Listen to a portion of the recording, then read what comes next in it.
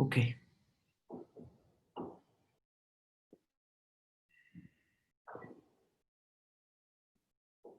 We're just waiting for one more person to join in and then we'll begin the lecture. In case you have any doubts, you can like simply put it on the chat. We have teaching assistants on the chat to help you out with anything during the lecture. Even I'll be looking at the chat. So in case anyone has a doubt, we'll be active there.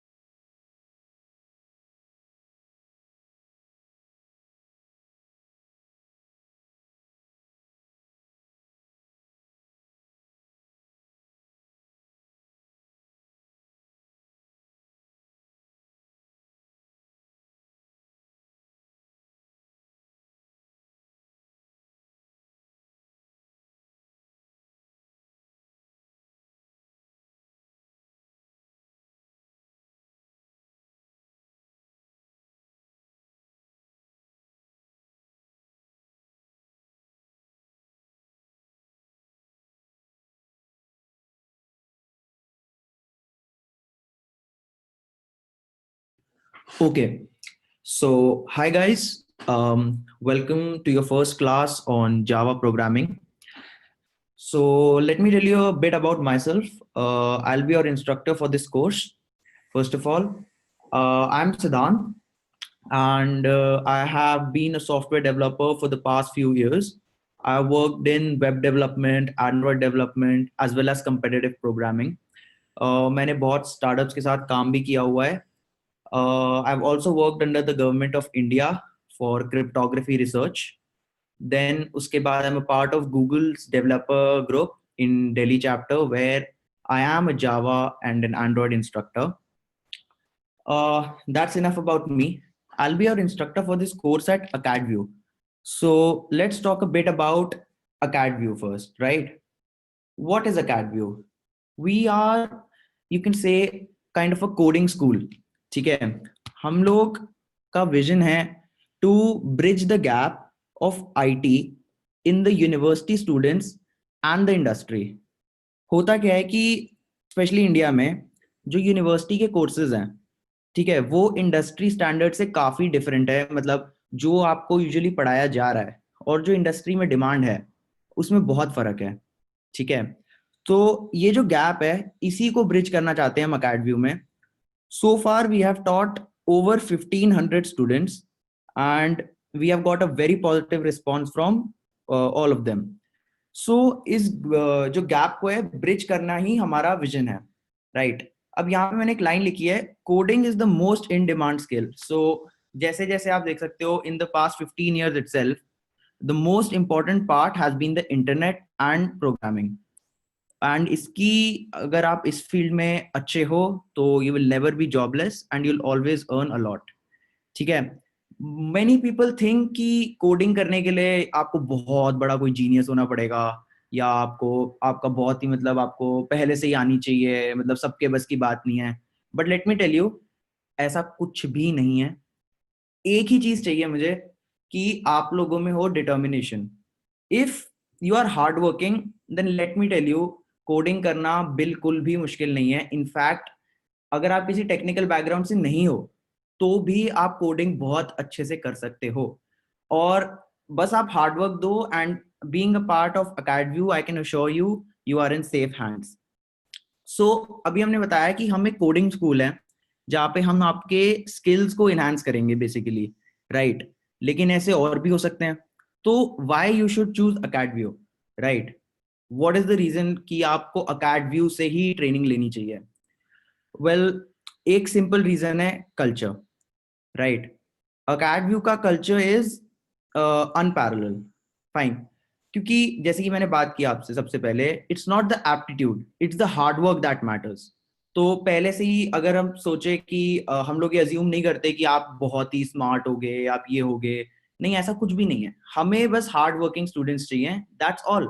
उसके अलावा it is our job to take you from being zero to a hero, especially in Java for this course. It's okay to fail, everyone fails at some point और the other. So उसमें कोई छोटा या बड़े होने की बात नहीं है. I mean, nobody is perfect, right? सबको सब कुछ नहीं पता हो सकता, इसीलिए वी हैव टू ग्रो. एक और बात, we don't consider any question as small और स्टूपिड. ठीक है, मतलब आपका छोटा से छोटा ये डाउट भी हो गया ना सर कि विंडो स्टार्ट कैसे करते हैं, उसमें भी कोई इशू नहीं है. कोई भी क्वेश्चन छोटा या बड़ा नहीं होता, राइट.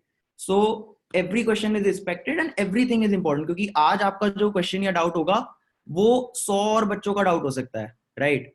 सो उसमें कोई झिझकने की बात नहीं है. वी हैव टीचिंग असिस्टेंट्स यहाँ पे. Apart from me as the instructor, there will be teaching assistants with you. कोई भी प्रॉब्लम हो व्हाट्सएप ग्रुप पे आप पिंग करो, लेक्चर के बीच में प्रॉब्लम हो आप चैट पे पिंग करो, कोई इशू नहीं है. Fine. So now let's go ahead and talk a little bit about this course. ये जो जावा का कोर्स है इसके बारे में बात करते हैं. तो मैं तो अज्यूम ये कर रहा हूँ कि आपको जावा के बारे में कुछ नहीं पता, ठीक है. लाइक आपको ये भी नहीं पता होगा कि भाई अच्छा जावा कुछ है. And my aim with this course is to take you from zero to hero. ठीक है, कि आप जब ये कोर्स करोगे तो आपके हाथ में एक तो प्रोजेक्ट्स होंगे जो आप अपनी सीवी में डाल सकते हो, आप पोटेंशियल एम्प्लॉयर्स को दिखा सकते हो, and trust me, projects do reveal a lot about you. उसके बाद इस कोर्स में हम सब कुछ कवर करने वाले हैं. बेसिक प्रोग्रामिंग तक कवर करेंगे कि ऑपरेटर्स वगैरह क्या होते हैं. आई एम प्रिटी श्योर हम कोई बार क्या करते हैं, हमें लगता है कि यार मेरे को तो ये प्रोग्रामिंग लैंग्वेज आती है, ठीक है, लेकिन एक्चुअली सिर्फ सिंटैक्स आना या बस उस प्रोग्रामिंग लैंग्वेज में कोड लिखना ही काफी नहीं होता है. इस कोर्स में हम आपको सिर्फ ये नहीं सिखाएंगे कि अच्छा जावा में ना ऐसे ऐसे लिखते हैं तो आप ऐसे लिख सकते हो जावा, नहीं, ये हमारा एम है ही नहीं, क्योंकि ये तो बिल्कुल भी एम होना ही नहीं चाहिए. हमारा एम है आपको सिखाना कि जावा बनी कैसे है, बैकग्राउंड में जावा कैसे चल रही है, और जावा बाकी लैंग्वेजेस से अलग क्यों है. ये ये जो होते हैं बेसिक्स, ये होती है बेसिक कंसेप्चुअल नॉलेज किसी भी लैंग्वेज की, कि वो लैंग्वेज क्यों उन्होंने ऐसी बनाई. 10 प्रोग्रामिंग लैंग्वेजेस हैं, वो अलग क्यों है. क्या सिर्फ दोनों की लैंग्वेज अलग है, कि मतलब सिंटैक्स या लिखने का तरीका ही सब में अलग है, कि एक्चुअली उसमें कुछ ऐसा डिफरेंट होगा. इसकी हम बेसिक बेसिक ग्राउंड लेवल से बात करते हुए आगे चलेंगे. इसके अलावा हम बात करेंगे मेमोरी मैनेजमेंट की, इन डेप्थ कॉन्सेप्ट्स की. हम ऑब्जेक्ट ओरिएंटेड प्रोग्रामिंग पढ़ेंगे बहुत ही ज्यादा डेप्थ के अंदर जाके, कि आप जब ये कोर्स करोगे तो आप जो सॉफ्टवेयर बनाओगे, कोई भी आपका अगर कोड देखेगा वो बस यही बोलेगा क्या लिखा है. मतलब कोई भी इंसान आपका कोड पढ़ सकता है. एक प्रॉब्लम जो मैंने देखी है, लोगों में कोडिंग स्टाइल ही नहीं है. ये आपने भी नोटिस किया होगा, किसी फ्रेंड का कोड ले लो या अपना ही कोड आप एक हफ्ते बाद देख लो, नहीं समझ आता यार मैंने क्या लिखा था, है ना. तो बात ये नहीं है कि आपको आता नहीं है, बात ये है कि वो पैटर्न जो होता है ना कोडिंग स्टाइल का, आप वो फॉलो नहीं करते, और उसमें आपकी गलती है नहीं, क्योंकि वो आपको पता ही नहीं होगा. सो उसकी भी हम बात करेंगे कि इंडस्ट्री में जब आप जाओगे तो कैसे कोड लिखा जाता है, कैसे उसको प्रेजेंटेबल बनाया जाता है, कि ताकि अगर कल के बाद आप वो कंपनी छोड़ो कोई और आए तो वो भी उस कोड को रीड कर पाए, राइट. इसके अलावा हम लोग इस पूरे कोर्स में प्रोजेक्ट्स बनाएंगे, छोटे छोटे. मैं आपको क्वेश्चंस भी दिया करूंगा, असाइनमेंट्स होंगी जो आपको सॉल्व करके आनी है क्लासेस में. और हम लोग इंटरेस्टिंग प्रोजेक्ट्स बनाएंगे जिसको आप अपने रिज्यूमे में भी डाल सकते हो. हम लोग एंड्रॉयड को भी टच करने वाले हैं इस कोर्स के अंदर एंड में जाके. तो जावा की आप एक एंड्रॉयड ऐप भी बेसिक बनाओगे, थोड़ा आपको भी इंटरेस्ट आएगा कि मेरी कोई ऐप है। और तो बेसिकली हम इस पूरे कोर्स में इन डेप्थ पूरी की पूरी कोर जावा को पढ़ने वाले हैं, राइट। अब स्टार्ट करते हैं इस लेक्चर को। Java, it is rank number 1 programming language, और ये 2018 की रेटिंग है वर्ल्ड वाइड, है ना। सो आपने मतलब मोस्टली लोगों से, एटलीस्ट मैं तो किसी भी नॉन टेक बंदे का क्रॉस आता हूं तो मुझे यही बोलता है कि यार जावा जो है ना, उसका तो टाइम गया, अब जावा कहाँ है यार, अब पाइथन, अब तो जावास्क्रिप्ट का टाइम आया है। सो let me tell you, Java is still ranked number 1 programming language in the world. In fact, अगर मुझे आपको एग्जांपल्स ही देने हो तो ये देख रहे हो आप, शेयर इज कोड बेस, मतलब इस पूरी दुनिया में जितना भी कोड है सबसे ज्यादा कोड लिखा हुआ है जावा के अंदर। 21.2% of the entire code is written by Java, followed by Python. तो जावा ना ही सबकी नंबर 1 चॉइस है, most of the code is written in Java as well, right. तो कुछ तो बात हो, तो लोग क्यों कह रहे हैं कि भाई जावा का टाइम गया, द आंसर इज वो गलत है। जावा का टाइम नहीं गया है, और जावा का टाइम बहुत जल्दी जाने भी नहीं वाला है, क्योंकि जावा एक बहुत ही ज्यादा स्ट्रॉन्ग प्रोग्रामिंग लैंग्वेजेस है। अगर मैं बात करूं एग्जांपल्स की कि अच्छा चलो जावा का टाइम गया, तो कोई ऐसी कंपनी हो ही नहीं सकती जो, शायद कोई बड़ी कंपनी तो फिर जावा यूज करेगी नहीं ना, अगर जावा अगर इतनी इंपॉर्टेंट नहीं है। द थिंग इज, एग्जांपल अगर over the top of my head मैं आपको दूं, गूगल, ईबे, स्पॉटिफाई, उबर, इंटेल, ये सारे आपने नाम सुने हुए हैं, राइट। ये मतलब बिग कंपनीज हैं, बिग टेक कंपनीज के अंडर आती हैं। All of them have more than 50% of their code base on Java. And not only these, बहुत कंपनीज हैं जो आज भी जावा पे रन करती हैं। बड़े से बड़ा बैंक ले लीजिए, जेपी मॉर्गन, गोल्डमैन सैक्स, सबका इंटरफेस एंड इंटरनल सिस्टम्स जावा पे ही बने हुए हैं। उन्होंने कुछ देखा है जावा में, और जब आप ये कोर्स करोगे तो आपको भी दिखेगा यार, हाँ यार जावा सही में नंबर 1 है, और जावा जैसा कोई नहीं। So let's go a little ahead. Java developers की सैलरीज की बात कर लेते हैं। Java developers are one of the highest paid people in the market right now, ठीक है। एंड ये जो लिस्ट आपको दिख रही है 5 लैंग्वेजेस की, this is the list of number of jobs पर प्रोग्रामिंग लैंग्वेज, यानी कि किसी भी लैंग्वेज की जो जॉब्स मार्केट में इस समय अवेलेबल हैं उसकी रैंकिंग। नंबर 1 पे यहाँ पे भी जावा ही है, सबसे ज्यादा डिमांड है जावा की, इवन आज की डेट पे। इनफैक्ट ये 2018 के ही मैं आपको 17-18 के स्टैट्स बता रहा हूँ।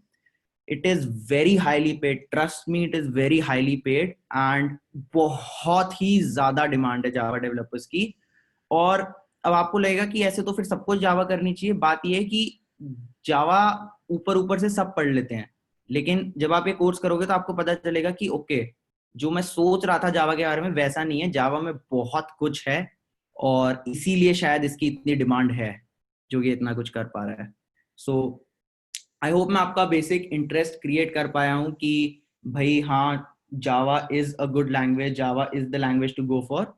सो without further ado, let's now begin the class, right, with some technical knowledge. तो अभी तक आपको कोई भी जनरल क्वेश्चन हो कोर्स के बारे में या किसी चीज के भी बारे में तो आप मुझे बता सकते हो।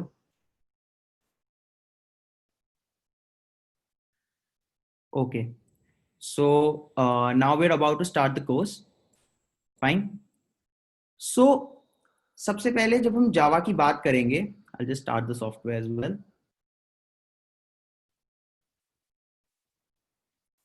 फाइन।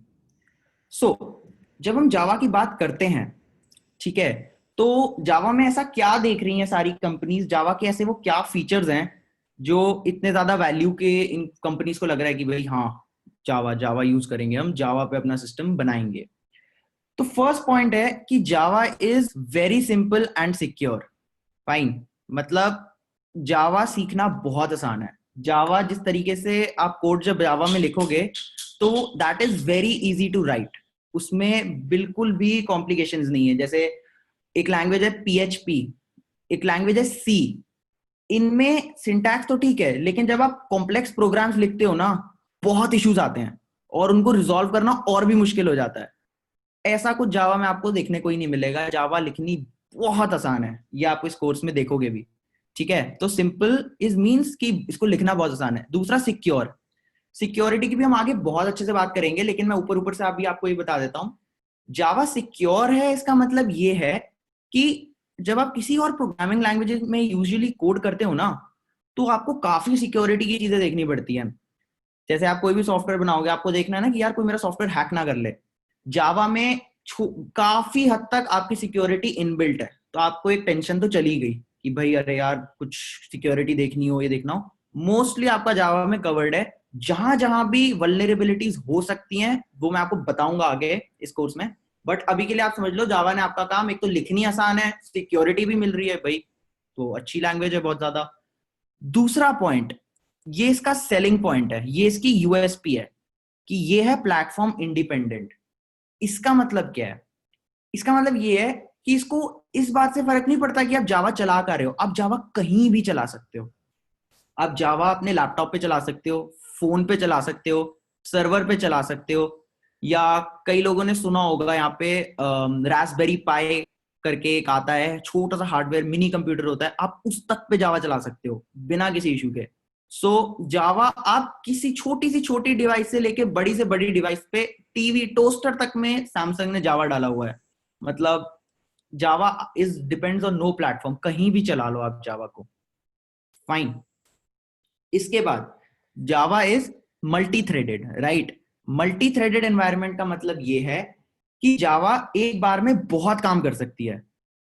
जैसे कि यूजुअली जब आप प्रोग्रामिंग अभी सीखोगे, करोगे भी, या किसी ने अगर पहले करी भी हुई है, तो उसको पता होगा कि हमारा प्रोग्राम ऐसे चलता है। सपोज मैं कह रहा हूं कि यार 2+3 कर दो, तो वो पहले, और फिर मैं कहता हूं कि 3 - 4 भी कर दो, तो वो पहले 2+3 करेगा, उसके बाद वो 3 - 4 करेगा। वो एक साथ नहीं करेगा, जब एक काम हो जाएगा तब वो दूसरा काम करेगा। जावा में आप दोनों कामों को एक साथ कर सकते हो। इसका एक बहुत ही अच्छा, मैं आपको अगर रियल लाइफ एग्जांपल दूं, तो वो रहेगा आपका इंटरनेट ब्राउजर। आप कोई भी वेबसाइट खोलते हो, ठीक है, आप फेसबुक कर रहे हो, फेसबुक देख रहे हो, स्क्रॉल कर रहे हो, एट द सेम टाइम आपका कोई गाना भी डाउनलोड हो रहा है पीछे पीछे, है ना। तो ये दोनों काम अलग अलग हो रहे हैं कि एक साथ ही हो रहे हैं, एक ही टाइम में हो रहे हैं? आंसर इज कि ये एक ही टाइम में हो रहे हैं। ऐसा तो नहीं है ना कि पहले आप डाउनलोड करो फिर ही मैं आपको वेबसाइट देखने दूंगा, नहीं। आप डाउनलोड भी कर सकते हो और आप वेबसाइट भी देख सकते हो, दोनों काम एक साथ कर सकते हो। तो जावा में भी इसी तरीके से बहुत सारे अगर आपको काम करने हैं, तो आपको एक के बाद एक उनको करने की जरूरत नहीं है। जावा आपको अलाउ करेगा कि आप डिफरेंट काम एक ही साथ कर लो। तो ये है इसका अनदर फीचर जो बहुत ही सही है।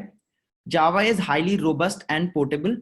जावा, इसकी हम आगे थोड़ी और इन डेप्थ बात करेंगे, but Java is highly efficient in terms of how it works. इसका जो इंटरनल आर्किटेक्चर है, कि जैसे आपने तो कंप्यूटर पे जावा चला दी, लेकिन जावा चल कैसे रही है आपके कंप्यूटर के अंदर, वो बहुत ही कमाल का कॉन्सेप्ट है, और इट इज वेरी इफेक्टिव। मतलब Java is now very fast in terms of running programs, not as fast as it used to be जब वो आई थी, लेकिन now yes it is very very fast.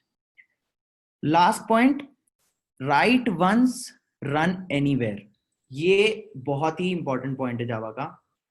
इसका मतलब ये है कि आप जावा का प्रोग्राम लिख लीजिए, करेक्ट। आपने एक जावा का प्रोग्राम लिखा, सपोज ये आपका प्रोग्राम है कोई जावा का, ये आपने लिख दिया, करेक्ट, ये आपका प्रोग्राम है। अब इसको आप एक कंप्यूटर पे भी चला लो, इसको आप एक मोबाइल पे भी चला लो, और एक काम करो, इसको आप एक सर्वर वगैरह पे भी चला लो। अब आपको तीनों जगह पे चलाने के लिए नया कोड नहीं लिखना है।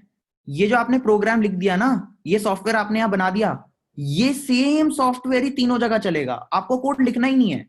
तो कल को अगर आपको कंपनी बोलती है यार देखो हमें ना एक सॉफ्टवेयर बनाना है जो कंप्यूटर पे भी चले और मोबाइल पे भी चले, तो जावा इज योर आंसर। क्योंकि आपको वरना तो अलग अलग बनाना पड़ेगा दोनों को, जावा में एक ही बार बनाओ और हर जगह चलाओ, write once run everywhere. So this is a very important feature of Java. Fine. So let's move ahead. Now अब जब आपने जावा को डाला होगा अपने सिस्टम के अंदर, तो आपने JDK नाम की चीज इंस्टॉल करी होगी, करेक्ट? अब हम बात करते हैं, मतलब यूजुअली मैंने तो आज तक नहीं देखा किसी भी जावा के कोर्स में या कहीं पे भी किसी को ये डिस्कस करते हुए कि JVM JRE JDK है क्या, आपने डाला क्या अभी अभी सिस्टम में। तो इसकी हम थोड़ा एक बार अच्छे से बात कर लेते हैं कि है क्या जावा के। तो सबसे पहले आपने इंस्टॉल किया होगा अपने सिस्टम में JDK, करेक्ट? JDK क्या है? JDK वो सारे के सारे टूल्स हैं जिसकी मदद से आप जावा चला सकते हो। भैया आपने कोड लिखा, अब उस कोड को चलाना है, तो उसको उसके लिए जो जो भी आपको रिक्वायरमेंट होगी ना, सब है JDK के अंदर। मतलब JDK is the complete package, ठीक है? मतलब JDK के अंदर जितना भी टूल किट, जो आपको जावा से रिलेटेड जो आइटम मांग लो, JDK के अंदर है, पक्का है। JRE क्या है? JRE है जावा रन टाइम एनवायरमेंट। अब ये क्या चीज है? जावा रन टाइम एनवायरमेंट इज कि अब जैसे आपको जावा प्रोग्राम चलाना है। अब मैंने आपको बात बताई थी कि जावा से आप सब कुछ बना सकते हो। आप कंप्यूटर के एप्लीकेशन भी बना सकते हो, आप मोबाइल एप्लीकेशन भी बना सकते हो, आप इंटरनेट एप्लीकेशन भी बना सकते हो, करेक्ट? सो अगर आपको बेसिक एक छोटे से छोटा जावा प्रोग्राम बनाना है, तो उसके लिए आपको शायद सब कुछ तो नहीं चाहिए होगा ना जावा के टूल किट में। अब अगर एक वॉर हो रही है, ठीक है, तो आपके पास वेपन्स में सारी चॉइस है, आपके पास गन्स हैं, नाइव्स हैं, ग्रेनेड्स हैं, न्यूक्लियर बॉम्ब्स हैं। लेकिन फाइट लड़ने की बेसिक रिक्वायरमेंट क्या होती है? सोल्जर्स। सोल्जर्स फाइट तो आप एक सिंपल नाइफ से भी लड़ी सकते हो, right? So basic minimum requirement जिससे एक जावा प्रोग्राम बस चल जाएगा, मतलब चल गया भाई, ये चल रहा है, मिनिमम छोटे से छोटा मिनिमम रिक्वायरमेंट जो आपको है कि जावा चल जाए बस, वो होता है जावा रन टाइम एनवायरनमेंट। और JDK होता है कंप्लीट पैकेज, मतलब सब कुछ, कल को जो चाहिए हो आपको जावा में, कुछ भी रिलेटेड फाइल वगैरह, सब JDK के अंदर आपको मिलता है, राइट? इसके बाद अब आपको मैंने बता दिया कि JDK के अंदर सब कुछ है और JRE के अंदर है मिनिमम, राइट? सो ऑब्वियसली जो JRE करता है वो JDK तो कर ही सकता होगा ना। तो एक्चुअली JRE JDK का ही पार्ट है, क्योंकि JDK में सब कुछ है। देख रहे हो यहाँ पे सब कुछ है, JRE में बस वो है जो चलाने के लिए चाहिए, और इसके अलावा एक्स्ट्रा वेपन्स या एक्स्ट्रा टूल किट JDK का पार्ट है। अब JRE के अंदर आपको एक दिखेगा JVM। JVM is a piece of software जिसके ऊपर जावा चलती है, ठीक है? JVM क्या है? कुछ भी नहीं है, एक सॉफ्टवेयर है जो जावा चलाता है अंदर आपके सिस्टम के, या आपके सिस्टम में इंस्टॉल हो गया है। अब JDK, जी सॉरी, JVM बहुत ही इंपॉर्टेंट है आपके लिए समझना कि JVM है क्या और JVM चलता कैसे है। ये कंसेप्चुअली समझना आपके लिए बहुत इंपॉर्टेंट है। सो इससे पहले मैं JVM की इन डेप्थ डिस्कशन आपके साथ शुरू करूं, अभी तक आपको कोई भी डाउट है तो प्लीज पिंग कर दो चैट पे। Any doubt? नहीं है? कोई डाउट नहीं है? चलो। सो अब हम बात करेंगे JVM की, ठीक है?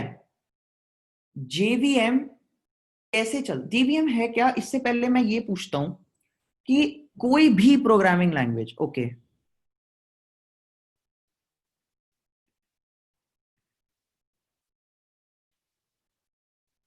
जावा मोबाइल एप्लीकेशन का एग्जांपल जो हम आज भी यूज कर रहे हैं, ओके अमित, ओके अमित, कोई भी जावा एप्लीकेशन का एग्जांपल, आप एंड्रॉयड यूज करोगे, एंड्रॉयड में more than 70% of the apps are written in जावा।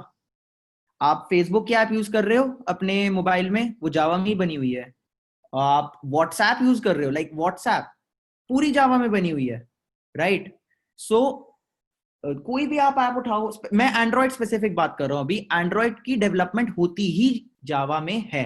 सो ये आपके लिए एग्जांपल हो गया। और कोई डाउट? नहीं, ठीक है। सो अब हम JVM की डिस्कशन को स्टार्ट कर सकते हैं। Okay, let's start with JVM। सो होता क्या है, जब भी मैं अपने कंप्यूटर में कोई भी प्रोग्राम बनाता हूं, राइट, तो ये देखो ये होता है कि ये मेरा कोड है, यहां पे मैं लिखता हूं, मैं ये जनरल बात कर रहा हूं, अभी जेवीएम वगैरह की बात नहीं कर रहा, मैं किसी भी प्रोग्राम को, कोई भी लाइफ में किसी भी प्रोग्रामिंग लैंग्वेज में कोई भी कोड हो, कोई भी कोड हो, वो मशीन पे कैसे चलता है। यहां आप कहीं पे अपना कंप्यूटर में कोड लिख देते हो कि भाई ये करना है, 2+3 करना है, अब मुझे आंसर दो, तो आप चाहते हो कि कंप्यूटर आपको बोले 5, है ना, आपने दे दिया 2+3 और आपने अपनी कोडिंग लैंग्वेज में यहाँ पे लिख दिया, कोई भी हो। अब यहाँ पे आपका कंप्यूटर के अंदर का सीपीयू प्रोसेसर, है ना, अब इसको 2+3 ये सब क्या होता है इसको कुछ नहीं पता, क्योंकि हमारा कंप्यूटर जो होता है ना, उसको बस समझ आती है बाइनरी, बाइनरी लैंग्वेज। बाइनरी क्या होती है, उसको समझ आता है 0 या 1, वो कहता है यार मुझे कुछ ऐसा दो, ऐसा 0 0 0 1 1 1 0 0 1 0 ऐसा कुछ दो तो मुझे समझ आएगा। अब उसको ये 2 3 समझ नहीं आते और हमें 0 1 समझ नहीं आता, तो अब हम मशीन को कैसे बताएं कि हम क्या चाहते हैं, राइट। तो हमें कोई ना कोई ट्रांसलेटर चाहिए होगा, है ना। आप कहीं देश के बाहर जाते हो, वहां किसी दुकानदार को कहते हो यार मुझे ये दे दे, अब उसको आपकी लैंग्वेज नहीं आती और आपको उसकी नहीं आती, तो आप बात एक दूसरे से कैसे करोगे, आपको बीच में एक ट्रांसलेटर चाहिए होगा, राइट। आप इस ट्रांसलेटर को अपना कोड भेजोगे, ये इसको 0 1 में कन्वर्ट करके मशीन को भेज देगा। सिमिलरली मशीन जो आंसर देगी आपको वो भी 0 1 में होगा और ट्रांसलेटर कन्वर्ट करके वापस आपको दे देगा। इस तरीके से ये कोई भी कोड चलता है एक मशीन के ऊपर। और ये जो ट्रांसलेटर रहता है ना आपका, इसका नाम होता है कंपाइलर। अब आपको समझ आएगा कि अच्छा ओ कंपाइलर, हाँ सुना है कंपाइलेशन, कंपाइलर होता है ये ट्रांसलेटर। और कंपाइलेशन होता है वो प्रोसेस जिसमें ये आपकी ट्रांसलेशन कर रहा है, करेक्ट। ओके, अब इशू क्या आता है इसकी बात करते हैं कि भाई जावा ने ऐसा क्या कर दिया कंपाइलेशन में जो एरर आ रहा है। देखते हैं एरर क्या है इस प्रोसेस, ये जो भी मैंने आपको समझाया ना, ये आइडियल नहीं है, इसमें इशू है। इशू क्या है ये देखते हैं, भी आपको लग रहा होगा अरे ये तो सही है, इसमें तो कोई वही नहीं है प्रॉब्लम, लेकिन इसमें प्रॉब्लम है। देखते हैं, आपने यह कोड लिखा और आपने इसको कंपाइलर को भेज दिया, ठीक है, ये आ गया आपका कंपाइलर।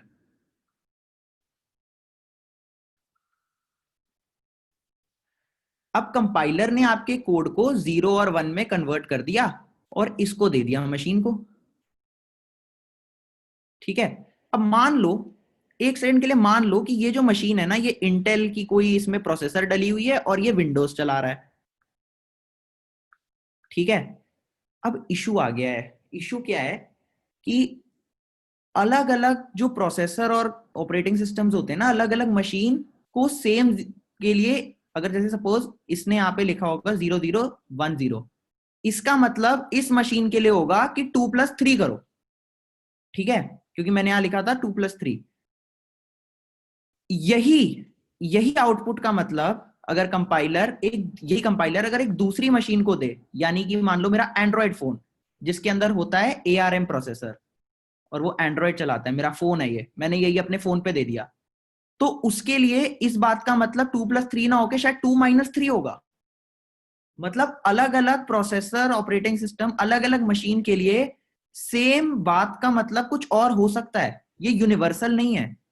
तो अब इसका सोल्यूशन क्या है, मुझे ये ना करके यहां पे एक नया कंपाइलर देना पड़ेगा जो बात को, कंपाइलर 2, ये हो गया कंपाइलर 1, जो बात को एंड्रॉयड और दूसरे प्रोसेसर ARM प्रोसेसर की भाषा में कन्वर्ट कर सके, क्योंकि इन दोनों के लिए सेम इसका मतलब कुछ और है, इन दोनों के लिए इसका मतलब सेम नहीं है। मैं इसका आपको एक और एग्जांपल देता हूं कि सपोज करो कि आप गए रशिया, अब वहां पे उस बंदे को सिर्फ रशियन समझ आती है, राइट, तो आपको एक रशियन ट्रांसलेटर चाहिए होगा। उसके बाद आप चले गए मान लो अमेरिका, अब वहां पे उसको सिर्फ इंग्लिश आती है, तो क्या वो रशियन ट्रांसलेटर आपके लिए इंग्लिश में भी ट्रांसलेट कर देगा? आंसर इज नो, आपको अब एक इंग्लिश ट्रांसलेटर चाहिए। तो उसी तरीके से अलग अलग मशीन को अलग अलग ट्रांसलेटर चाहिए, इसके लिए अलग ट्रांसलेटर, इसके लिए अलग ट्रांसलेटर, ऐसे तो n डिफरेंट मशीन कॉम्बिनेशंस के लिए मेरे को n कंपाइलर्स चाहिए होंगे। तो ये तो गलत है, मतलब मैं राइट वंस रन एवरीवेयर तो नहीं कर सकता, मैं यही कोड यहाँ पे एक मतलब से नहीं चला सकता, तो ये तो इशू है, मुझे इसके लिए नया कोड लिखना पड़ेगा। इसको देखते हैं अब जावा ने सॉल्व कैसे किया। भाई जावा ने बोला ठीक है, मैं ना एक काम करूंगा कि आप ना अपना कोड लिखो।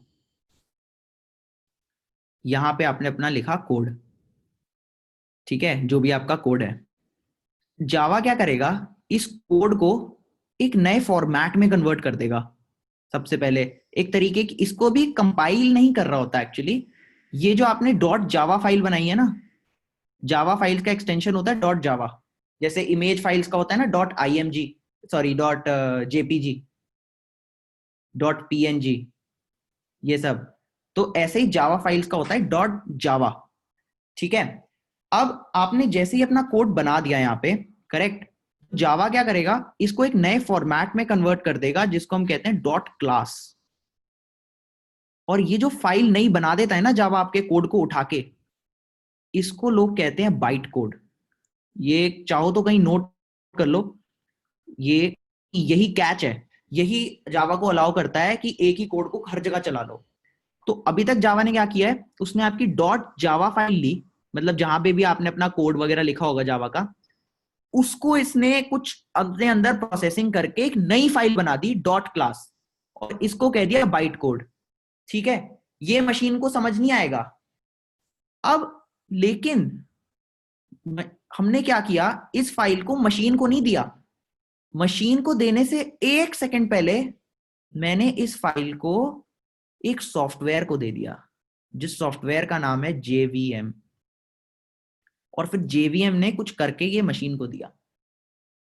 अब ये जो बाइट कोड है ना, ये भाषा है जेवीएम की, जेवीएम को अच्छे से समझ आता है बाइट कोड। जेवीएम कहता है मेरे को बाइट कोड दे दो, मैं बता दूंगा किसी भी मशीन को इसका मतलब क्या है। जेवीएम को सारी लैंग्वेजेस आती हैं, जेवीएम एक यूनिवर्सल ट्रांसलेटर है,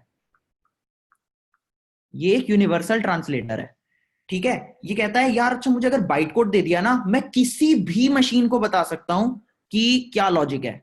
आप मुझे कोई भी मशीन दे दो, चाहे आप यहां पे विंडोज चला लो,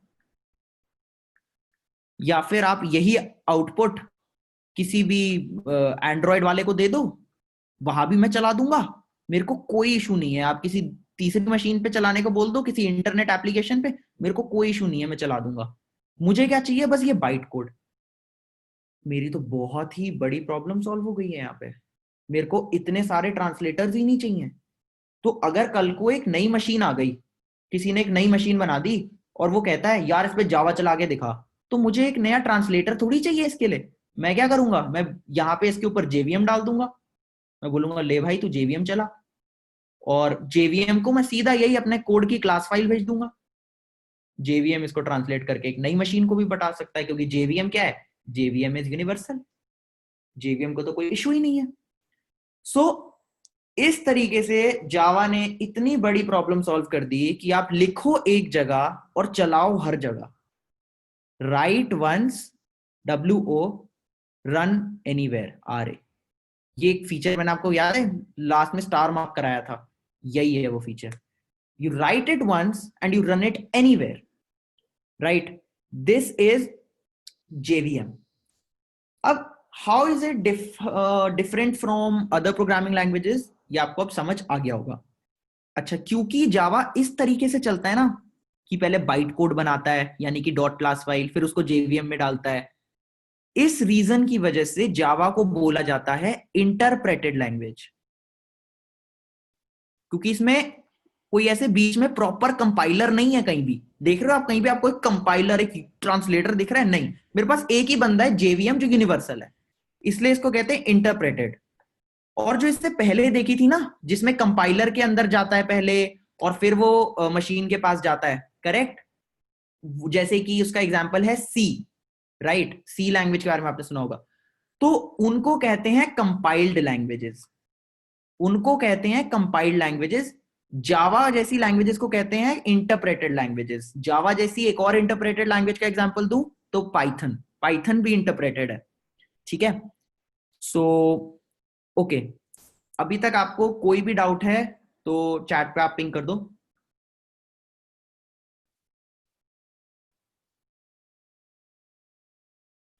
Why do we need bytecode if JVM can translate it directly?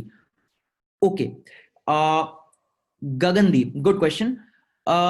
Gagandeep, इसका आंसर ये है कि JVM can not directly translate my source code. मतलब मैं जो जावा का कोड ऐसे लिख रहा हूं, मैंने कई कोड लिखा है अभी अपने कंप्यूटर में, वो इसको नहीं कर सकता।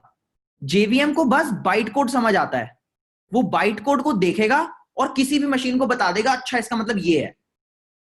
करेक्ट। तो जेवीएम को मेरा कोड नहीं दिखता, जेवीएम को मेरे कोड से कोई लेना देना ही नहीं, उसको मेरा कोड समझ नहीं आएगा। उसको मैं बोलूंगा ये रहा मेरा कोड, वो बोलेगा मेरे को नहीं समझ आ रहा, मेरे को बाइट कोड दिखाओ, इसका बाइट कोड। तो जैसे ही वो बाइट कोड देखेगा, अच्छा ये कह रहे थे तुम, ये लो, ये है इसका मतलब।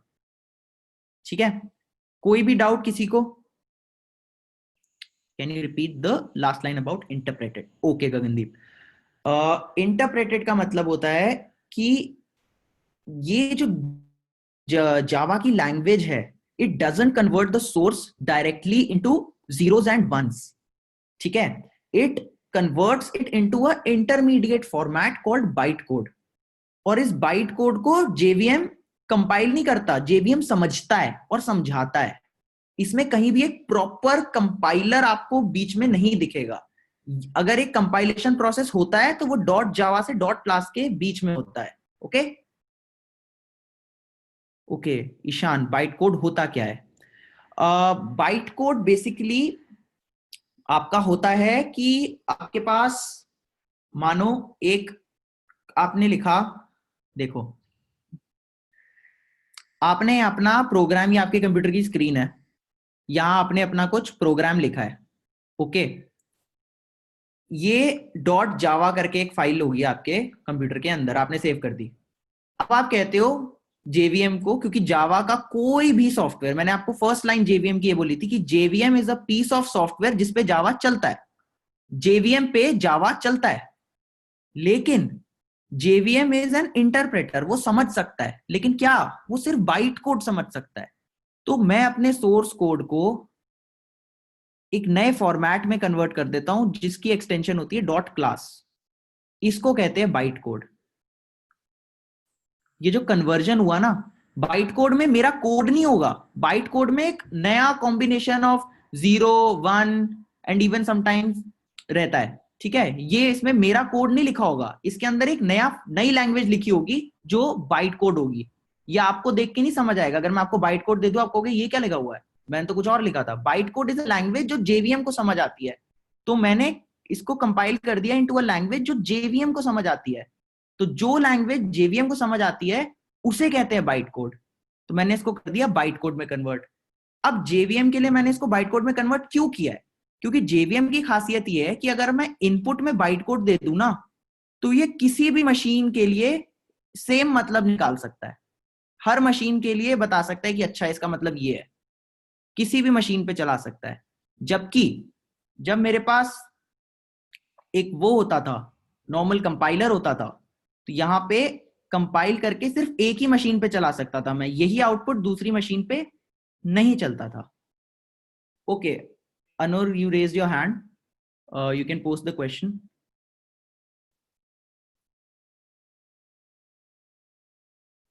Okay, no questions?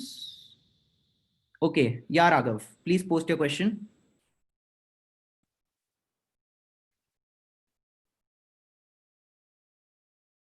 Okay, no questions. Any question Raghav, और we can proceed ahead? Okay fine. So this is how JVM is working.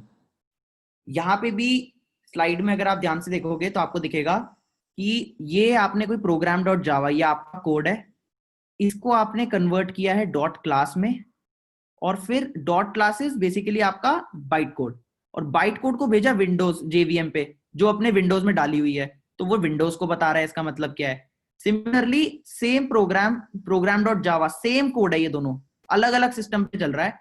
आपने डॉट क्लास फाइल बनाई और जेवीएम फॉर लिनक्स को दिया, उसने उस मशीन को बता दिया। अगर यहाँ एंड्रॉइड पे चलाना होता तो मैं यही class file byte code JVM for Windows की जगह लिखा होता फॉर एंड्रॉयड, और मैं उस पर चला देता। और ये करता कैसे है? Basically it loads the executable into the RAM. ये इन डेप्थ वर्किंग है कि ये JVM कैसे वर्क कर रहा है, और इसकी बात मैं आगे करूंगा आपसे। तो मैं आगे जाके ये स्लाइड फिर से लेके आऊंगा जब हम जावा की कंपाइलेशन को देखेंगे आगे जाके। Fine, so let's move ahead. Okay, अब मैं आपसे एक्सपेक्ट कर रहा हूं कि आप लोगों ने जावा इंस्टॉल कर लिया होगा अपने सिस्टम में, और अब आपको समझ आ गया होगा कि अच्छा मैंने डाला क्या है। क्योंकि मोस्ट ऑफ दी, अगर आप इंटरनेट पे रिसोर्सेज जाओ या कोई भी आप बुक्स पढ़ो, तो कोई भी आपको बताता नहीं कि अच्छा आप डाल क्या रहे हो। वो सीधा बताते हैं आप इस पे जाओ और JDK डाल लो। लेकिन अब आपको समझ आ गया होगा कि आपने डाला क्या है। JDK, the complete tool kit, जिसमें सब कुछ है, राइट? सिर्फ मिनिमम नहीं, मिनिमम होता है JRE, JDK इज जिसमें सब कुछ है। तो यहां से आप अपना ऑपरेटिंग सिस्टम के लिए JDK डाल सकते हो, और इसकी आपको डॉक्यूमेंटेशन भी प्रोवाइड की गई होगी कि आपको कैसे इंस्टॉल कराना है। So I expect that everyone has installed Java onto their systems. So कुछ कुछ की विंडोज में प्रॉब्लम आई होगी कि जावा चल नहीं रहा है, तो वो पिंग कर सकते हैं व्हाट्सएप ग्रुप पे। हम लोग उसको चेक कर लेंगे, रिजॉल्व कराएंगे आपके लिए। मोस्ट प्रोबेबली आपका एनवायरनमेंट वेरिएबल सेट नहीं हुआ होगा, तो उसको आप यहाँ जाके सेट कर लीजिएगा। एंड लिनक्स के लिए भी सेम डॉक्यूमेंटेशन है, आप डाल सकते हैं। मैक वालों को कोई इशू नहीं आएगा, अगर कोई है यहाँ पे मैक वाला, सिंपली आप डाउनलोड कीजिए and everything will run very smoothly. Fine, so before I begin with object oriented programming, is there any doubt up till now? Any doubt up till now? No doubts? Okay, so now we're going to begin with object oriented programming. Okay, so before we begin with object oriented programming, let me first tell you what is the importance of object oriented programming to Java. ठीक है, इससे पहले कि हम यही बात कर ले कि ऑब्जेक्ट ओरिएंटेड प्रोग्रामिंग है क्या, हम ये बात कर लेते हैं कि जावा के लिए ये कितनी बड़ी बात है। बहुत सारी और प्रोग्रामिंग लैंग्वेजेस हैं, ऐसा नहीं है कि ऑब्जेक्ट ओरिएंटेड प्रोग्रामिंग सिर्फ जावा के पास है, सिर्फ जावा कर सकता है। C++ में ऑब्जेक्ट ओरिएंटेड प्रोग्रामिंग है, जावा स्क्रिप्ट तक में अब ऑब्जेक्ट ओरिएंटेड प्रोग्रामिंग लाने की कोशिश की गई है, बहुत अटेम्प्ट्स हो रहे हैं ECMA स्क्रिप्ट के नए वर्जन में। सो ये जो बाकी लैंग्वेजेस हैं, पाइथन है, पाइथन में आपको ऑब्जेक्ट ओरिएंटेड प्रोग्रामिंग कर सकते हो। ये सब लोगों ने ऑब्जेक्ट ओरिएंटेड प्रोग्रामिंग को एक फीचर दिया है कि भाई हमारे पास ऑब्जेक्ट ओरिएंटेड प्रोग्रामिंग भी है। जावा में ऑब्जेक्ट ओरिएंटेड प्रोग्रामिंग ही है, मतलब जावा की हार्ट एंड सोल है ऑब्जेक्ट ओरिएंटेड प्रोग्रामिंग। मतलब मतलब इंटीग्रेटेड है जावा के अंदर ऑब्जेक्ट ओरिएंटेड प्रोग्रामिंग, कि जावा का कोई भी प्रोग्राम बिना ऑब्जेक्ट ओरिएंटेड हुए लिखा ही नहीं जा सकता। बाकी सबने तो फीचर दिया है, भाई यूज करना है तो करो, हम लोग बस दे रहे हैं कि भाई यूजफुल है, आपको यूज करना है आप कर लो। जावा ने तो इतना ज्यादा इंटीग्रेटेड है ऑब्जेक्ट ओरिएंटेड प्रोग्रामिंग से कि जावा में आप लिख ही नहीं सकते एक लाइन ऑफ कोड भी अगर वो ऑब्जेक्ट ओरिएंटेड ना हो। हार्ट एंड सोल है जावा की object oriented programming. So object oriented programming है क्या एक्चुअली, भाई है क्या? सो अभी हम लोग एक सेकंड के लिए भूल जाते हैं कि भाई कोडिंग कर रहे हैं हम, ठीक है, और हम लोग ये सोचते हैं कि ऑब्जेक्ट ओरिएंटेड प्रोग्रामिंग में पहले ऑब्जेक्ट ओरिएंटेड का मतलब क्या है। ओके, ऑब्जेक्ट ओरिएंटेड का मतलब है कि भाई जो भी आप सॉफ्टवेयर लिख रहे हो उसको रियल वर्ल्ड से जितना ज्यादा वो आपके सिमिलर होगा, आप उस सॉफ्टवेयर को उतनी अच्छे से समझ पाओगे, राइट? तो अपना सॉफ्टवेयर लिखते हुए उसको रियल वर्ल्ड से लिंक करना is object oriented programming. Simple definition of object oriented programming. Programming real life object को कंसिडर करते हुए करना is object oriented programming, as simple as that. मतलब जैसे आपको कोई बोलता है कि यार तेरे सॉफ्टवेयर में क्या क्या चीजें हैं, ऑब्जेक्ट्स क्या क्या हैं तेरे उसके अंदर, फॉर एग्जाम्पल, आपने किसी यूनिवर्सिटी का सॉफ्टवेयर बनाना है, तो मैं आपसे बोलूं भाई यूनिवर्सिटी सॉफ्टवेयर में क्या क्या चीजें हैं, चीजें क्या क्या ऑब्जेक्ट्स हैं, तो आप क्या बोलोगे कि भाई क्या चीजें हैं? अच्छा, यूनिवर्सिटी में क्या क्या होता है? स्टूडेंट्स, टीचर्स, एग्जाम्स, ये सब चीजें हैं ना एक यूनिवर्सिटी की। मतलब अगर मैं एक सॉफ्टवेयर बनाऊंगा फॉर अ यूनिवर्सिटी, राइट, तो उसमें क्या क्या चीजें, चीजों की अगर मैं बात करूं तो उसमें भाई स्टूडेंट होंगे, है ना, उसके अंदर आपके टीचर होंगे, यूनिवर्सिटी के ही अंदर एग्जाम भी एक चीज होती है। तो मैंने लिटरली हिंदी का इंग्लिश किया है अभी आपके लिए। ऑब्जेक्ट ओरिएंटेड इज क्या क्या चीजें हैं आपके सॉफ्टवेयर के अंदर, यूनिवर्सिटी सॉफ्टवेयर में ये चीजें हैं, ये ऑब्जेक्ट्स हैं यूनिवर्सिटी के, ठीक है। तो जब मैं प्रोग्रामिंग करूं ना इस यूनिवर्सिटी की, जब मैं सॉफ्टवेयर बनाऊं, तो मैं इन लोगों को इंपॉर्टेंस दूंगा, मैं इन लोगों को इंपॉर्टेंस दूंगा। अब यूनिवर्सिटी के अंदर बहुत सारे काम होते हैं, स्टूडेंट के क्या क्या काम होते हैं? भाई स्टूडेंट पढ़ाई करता है, स्टूडेंट एग्जाम को लिखता है, स्टूडेंट अटेंडेंस मार्क करता है। टीचर का क्या काम है? टीचर आपको पढ़ाता है, टीचर आपकी अटेंडेंस को मार्क करता है, टीचर आपको मार्क्स देता है। एग्जाम का क्या काम है? वो आपकी असेसमेंट करता है, वो आपको क्वेश्चंस देता है, आप उसे आंसर्स देते हो। तो यूनिवर्सिटी में एक्शन तो बहुत सारे होते हैं, ठीक है, बहुत सारे फंक्शंस होते हैं एक यूनिवर्सिटी के अंदर, बहुत सारे आपको काम करने होते हैं। लेकिन जब आप सॉफ्टवेयर बनाओ ना, तो आप ये जो काम करने हैं इसको इंपॉर्टेंस मत दो, आप इंपॉर्टेंस उसको दो जिसको ये काम करने हैं, स्टूडेंट, टीचर और एग्जाम। मैंने बहुत ही सिंपल सिचुएशन दी आपको। ये फर्क है ऑब्जेक्ट ओरिएंटेड प्रोग्रामिंग का। काम पे ध्यान मत दो, जो काम कर रहा है, जिसको काम करना है, उस पे ध्यान दो। That is object oriented programming. That is a way. अगर आप इस तरीके से, अगर आप जब भी प्रोग्राम लिखोगे और अगर आप इस तरीके से लिखोगे ना कि ऑब्जेक्ट्स को इंपॉर्टेंस देते हुए, तो आप उसे अच्छे से पढ़ पाओगे। आपका कोड बहुत ही अच्छे से, कोई भी कल को एरर आता है आपको पता चलेगा, अच्छा यहां एरर है, यहां सॉल्व करो, पूरा कोड चल गया। और उसके अलावा बहुत ही सिंपल हो जाएगा किसी भी थर्ड पर्सन के लिए, क्योंकि अगर मैं यहाँ पे रैंडम कोड लिख दूं कि भाई क्रिएट स्टूडेंट, ठीक है, क्रिएट स्टूडेंट, अटेंडेंस, ऐसे ऐसे फंक्शंस बना दूं रैंडम रैंडम रैंडम। अब जैसे मैंने अटेंडेंस का ही फंक्शन बना दिया, भाई किसकी अटेंडेंस, जो टीचर मार्क कर रही है या जो स्टूडेंट अपनी बता रहा है? अच्छा, अटेंडेंस है कौन से स्टूडेंट की है, क्या है? तो सिर्फ ऐसे ही फंक्शंस को लिखने से कंफ्यूजन हो जाती है, समझ नहीं आता भाई क्या बात हो रही है, ठीक है। इसीलिए हम ऑब्जेक्ट ओरिएंटेड प्रोग्रामिंग करते हैं कि स्टूडेंट, टीचर, एग्जाम को कंसिडर करते हुए। अभी हम देखेंगे कि ये कैसे होती है। So let's start with it. सबसे पहले अगर मैं कार कार को कंसिडर करूं, ठीक है, ये आपकी एक कार है। अगर ये एक रियल लाइफ ऑब्जेक्ट है, ये भी किसी ना किसी सॉफ्टवेयर का पार्ट हो सकती है। भैया आप एक कार का ही सॉफ्टवेयर बना रहे हो, तो car will be involve in that software. So उस कार सॉफ्टवेयर में क्या क्या चीजें हैं? उस कार सॉफ्टवेयर के अंदर एक कार है सबसे इंपॉर्टेंट चीज तो कार खुद है, ठीक है।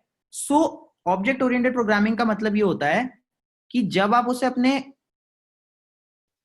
प्रोग्राम में लिखो, तो आप उसका एक डब्बा बना लो पहले। तो अभी मैं कोड नहीं करा रहा, मैं आपको ये बता रहा हूं कि सोचते कैसे हैं कि भाई अच्छा ऑब्जेक्ट ओरिएंटेड, इसलिए ऑब्जेक्ट ओरिएंटेड है।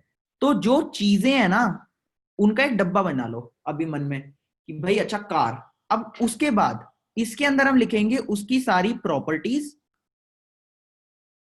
और उसके सारे एक्शंस। जैसे कि एक कार है, कार से एसोसिएटेड प्रॉपर्टीज क्या हो सकती हैं? भाई उस कार का कलर, मतलब बेसिकली उसके एडजेक्टिव। जैसे अगर मैं आपकी प्रॉपर्टीज की बात करूं तो आपकी हाइट, आपका जेंडर, आपकी एज, ठीक है, ये सब आपकी प्रॉपर्टीज हैं। तो ये प्रॉपर्टीज को नोट करूं मैं सबसे पहले। इसके बाद मैं क्या क्या कर सकता हूं, वो ऑब्जेक्ट क्या क्या एक्शंस कर सकता है, अगर मैं उसकी बात करूं, राइट। तो कार स्टार्ट हो सकती है, कार ड्राइव हो सकती है, कार पार्क हो सकती है। सो मेरा मेन एम ऑफ प्रोग्रामिंग ये है कि मैं इस सब को एक ही छत के अंदर रखूं और उस छत का नाम हो कार। समझ आई आपको बात? जैसे कि जो मैंने आपसे अभी स्टूडेंट वाला एग्जांपल दिया था, राइट, तो उसके अंदर स्टूडेंट की छत के अंदर ही, within the student, within the student should be all the properties of student. कोई सिंपल प्रॉपर्टीज की बात कर लेते हैं, स्टूडेंट का नाम, स्टूडेंट का एज, स्टूडेंट का रोल नंबर, राइट। इसके अलावा स्टूडेंट क्या क्या कर सकता है, राइट। स्टूडेंट अटेंडेंस मार्क कर सकता है, सब कर सकता है, राइट, एंड व्हाटएवर। इसी तरीके से मेरे पास एक डब्बा हो टीचर का, इसी तरीके से मेरे पास एक डब्बा हो एग्जाम्स का। तो प्रोग्रामिंग कितनी सॉर्टेड हो गई है, मतलब कितना आराम से मैं देख सकता हूँ। अच्छा कल को अगर मैं कहता हूँ यार स्टूडेंट की अटेंडेंस में प्रॉब्लम आ रहा है, मुझे पता है ये रहा अटेंडेंस का फंक्शन स्टूडेंट के डब्बे के अंदर, यहीं पे कोई गलती हुई है, यहीं से मैं इसको सही करूंगा। आपको देखने में ही लगेगा अरे यार सब समझ आ रहा है। अच्छा यहाँ स्टूडेंट अटेंडेंस लगा रहा होगा, यहाँ पे एग्जाम में गिव मार्क्स होगा, मतलब अच्छा यहाँ पे इवेल्युएट हो रही होगी मार्कशीट। आपको क्लियरली दिख रहा है। आप कैसे समझ पा रहे हो कि ये क्या हो रहा होगा, मतलब कहाँ पे क्या फंक्शन क्या काम कर रहा होगा? सिर्फ नाम से ही आप समझ पा रहे हो कि अच्छा स्टूडेंट के अंदर अटेंडेंस है, मतलब यहाँ पे स्टूडेंट अटेंडेंस लगाता है, स्टूडेंट के अंदर अटेंडेंस है। ये आप इसलिए कर पा रहे हो क्योंकि आप इसे रियल लाइफ से कंपेयर करके सोच पा रहे हो। भाई स्टूडेंट के अंदर अटेंडेंस है, अच्छा हाँ स्टूडेंट ही तो अटेंडेंस लगाता है, बिल्कुल सही बात लिखी हुई है, मेरे को समझ आ गया। किसी भी ऐसे इंसान को जिसको यही नहीं पता होगा ना अगर स्टूडेंट अटेंडेंस क्या है, तो वो नहीं कर पाएगा। मैंने इसको रियल लाइफ से एसोसिएट कर दिया अपनी प्रोग्रामिंग को। ये जो एक्ट है ना ऐसे रियल ऑब्जेक्ट्स के अंदर मेथड्स और प्रॉपर्टीज इनको रखने का, ये होती है ऑब्जेक्ट ओरिएंटेड प्रोग्रामिंग।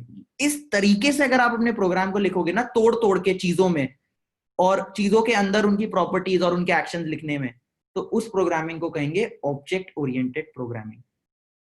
एक बार हम क्विकली ऑब्जेक्ट ओरिएंटेड प्रोग्रामिंग के फीचर्स की बात कर लेते हैं, ठीक है। सो क्या क्या कैरेक्टरिस्टिक्स हैं ऑब्जेक्ट ओरिएंटेड प्रोग्रामिंग की?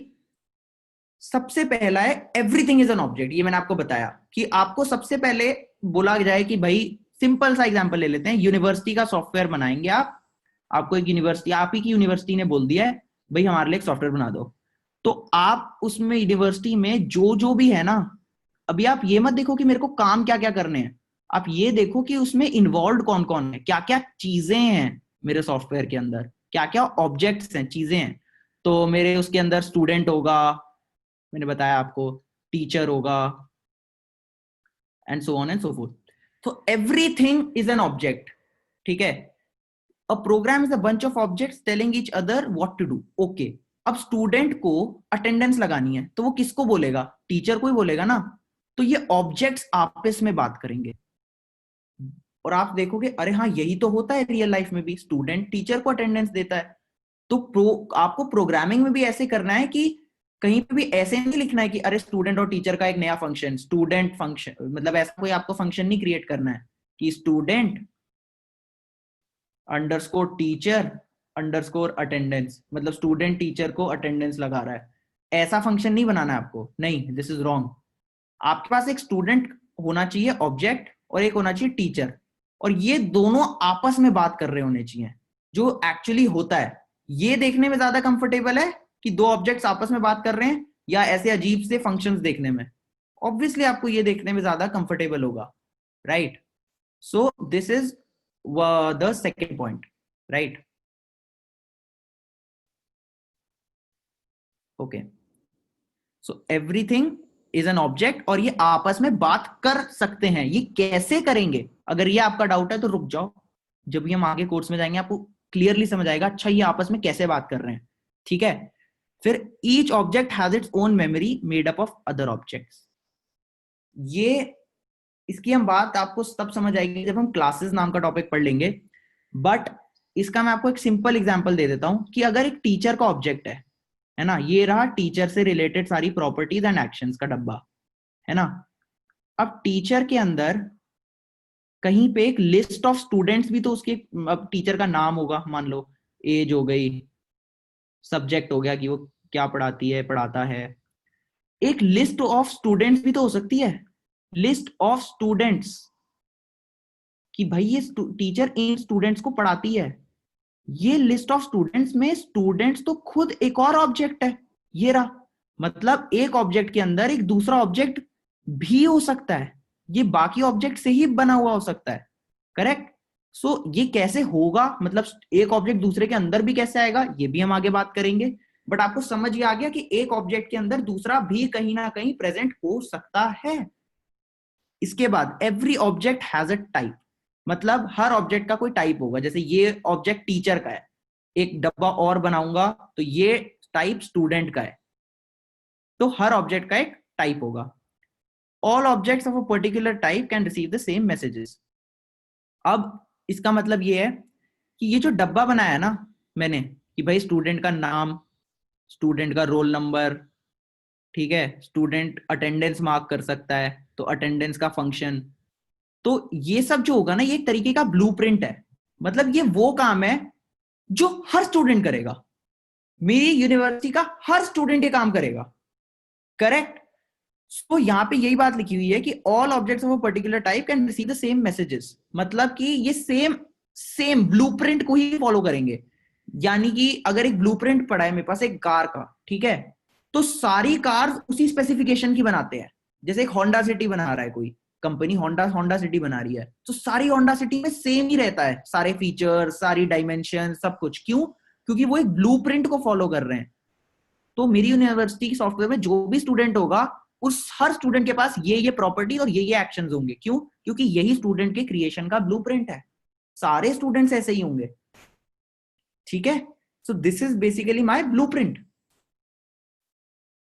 Okay, let's go ahead and understand कि अगर कोई भी, आप पहले तो आप मुझे ये बता दीजिए अभी तक आपको कोई भी इशू है, कोई भी डाउट इन द क्लास, तो you can ping me on chat right now. I am seeing the chat right now.